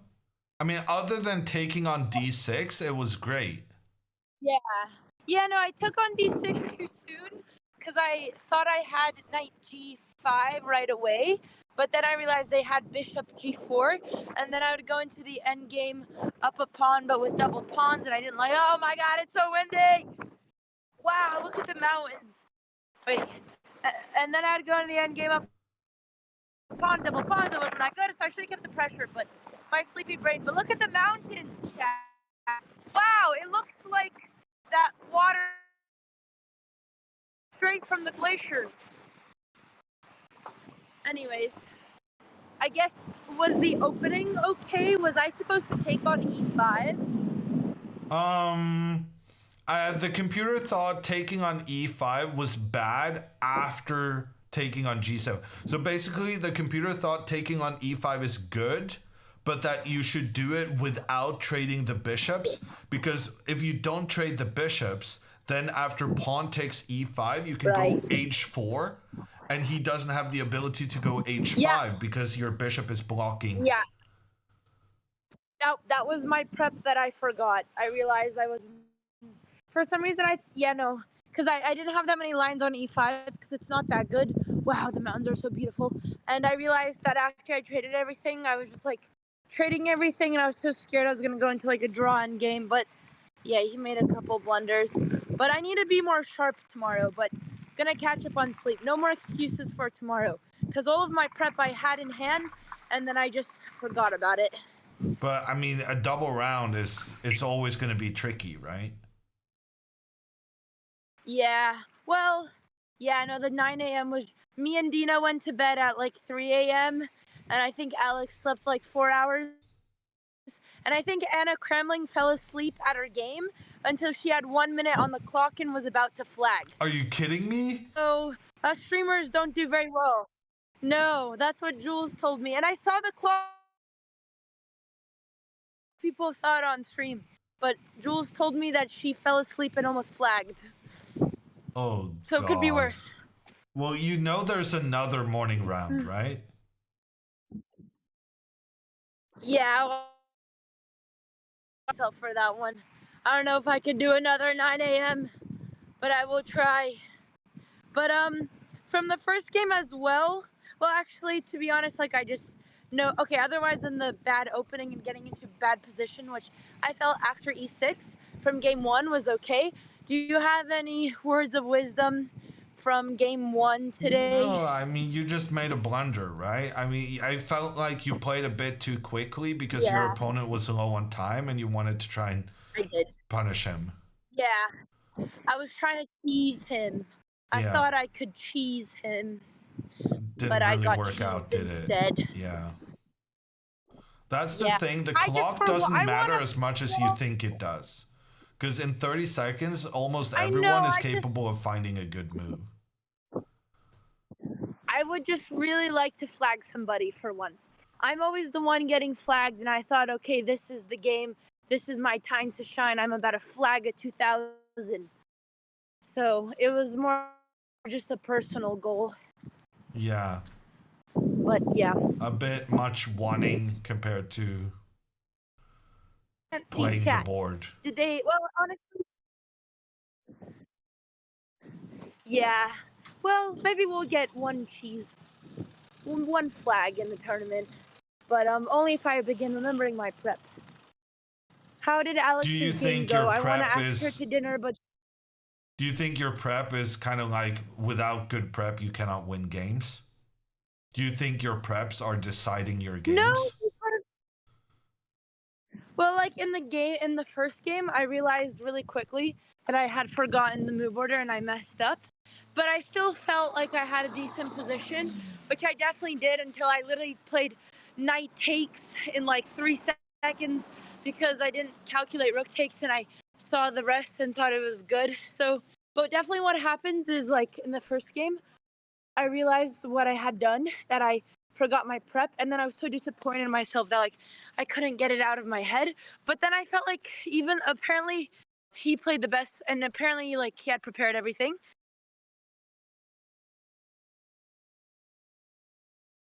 We lost you. Pretty so even We, knowing we that I had lost you for the last like and 5 knowing seconds. okay, so my first round opponent told me that he had prepped that line on the computer. That e pawn e5. I don't know about e6. But to be honest, even when I got to that position, even though I was like upset at myself for forgetting my prep, I still thought I had a good position. But I didn't. You were fine. Computer Your didn't like games my are not position. really being Usual. decided by the opening, which is why I'm kind of Oh. poking and asking you some questions about this, because it's actually a bad thing for you to be prepared if the result is that you feel bad about forgetting your prep more than you feel kind of Yeah.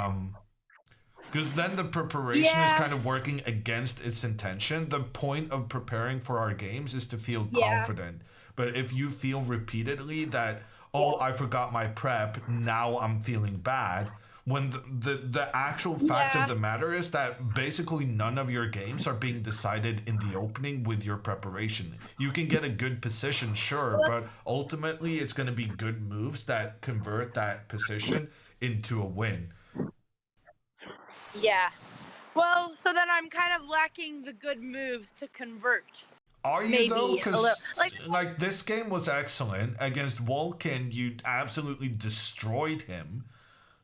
You made a big blunder in time scramble this morning, but like that was for different reasons. It didn't have to do with the prep, and it didn't have to do with bad moves or good moves. It had to do with you being too eager, wanting to beat someone on time instead of focusing on the position at hand. Okay, that's good to know because in my head, like, I can't really tell the quality that my chess has been. Also, I was very, very sleeping, so I feel like I was definitely missing some things. Yeah, but that's were you good to know. sleepy because you spent a lot of time preparing and then it turned out you actually got negative emotions from that preparation because you forgot the details? I prepped at like 11 p.m. and then I fell asleep at like 3 a.m. So I was not super sleepy because of that. I was uploading to our shared Snapchat story until 2 a.m. and then I couldn't fall asleep. So no more phone before bed. That was my mistake. Yeah. All right. Well, food is closing at 8. I'm gonna grab some dinner. Chat, I can't see you guys because maybe I can. I only have one phone. But I hope to finally cheese a 2000 tomorrow. I would like to stop getting paired against the 1600s and start beating some 2000s. But first, I think yeah. you're getting at least a 2050 tomorrow. And you might get the white pieces since you had double black. Okay, good. I'll take it. I'm gonna go try to cheer up Alex. I'll see if she lets me in. But thank you, Hammer, for the commentary today and the notes. I'm gonna analyze my games and also just look at those positions. But I do hear you, and I do think that is something I should work on. So thank you for the feedback. And chat, we'll be back tomorrow. Bye. Okay, bye guys. Bye Hammer. Bye chat. Bye bye. I'm gonna go say bye in the chat so I can read you guys. Bye bye. See you tomorrow. Okay, we're gonna send the raid to Dina. Last time we did this, I said she was still playing, but she was actually doing her post-game interview. So if someone can give me the spill the beans on what's going on with Dina right now. Dina's still playing. And Dina's playing a good player from Iceland, a 2400-ish kind of guy. So good luck to Dina. We'll be back tomorrow. Tomorrow is not going to be a morning round. It's going to be at 3 p.m. Icelandic time. That's 6 p.m. Central. Oh my God, it's not. It's 3 p.m. Icelandic time, 4 p.m. Central Europe, 11 a.m. US Eastern, and 8 a.m. Pacific. The schedule is somewhere on the channel. You'll figure it out if you search for it. But that's when I'm going to be back with another game. The girls, well, especially Alexandra, needing to avenge today. But she's probably getting the white pieces, which is often a good start. I'll see you then. Good night, everyone.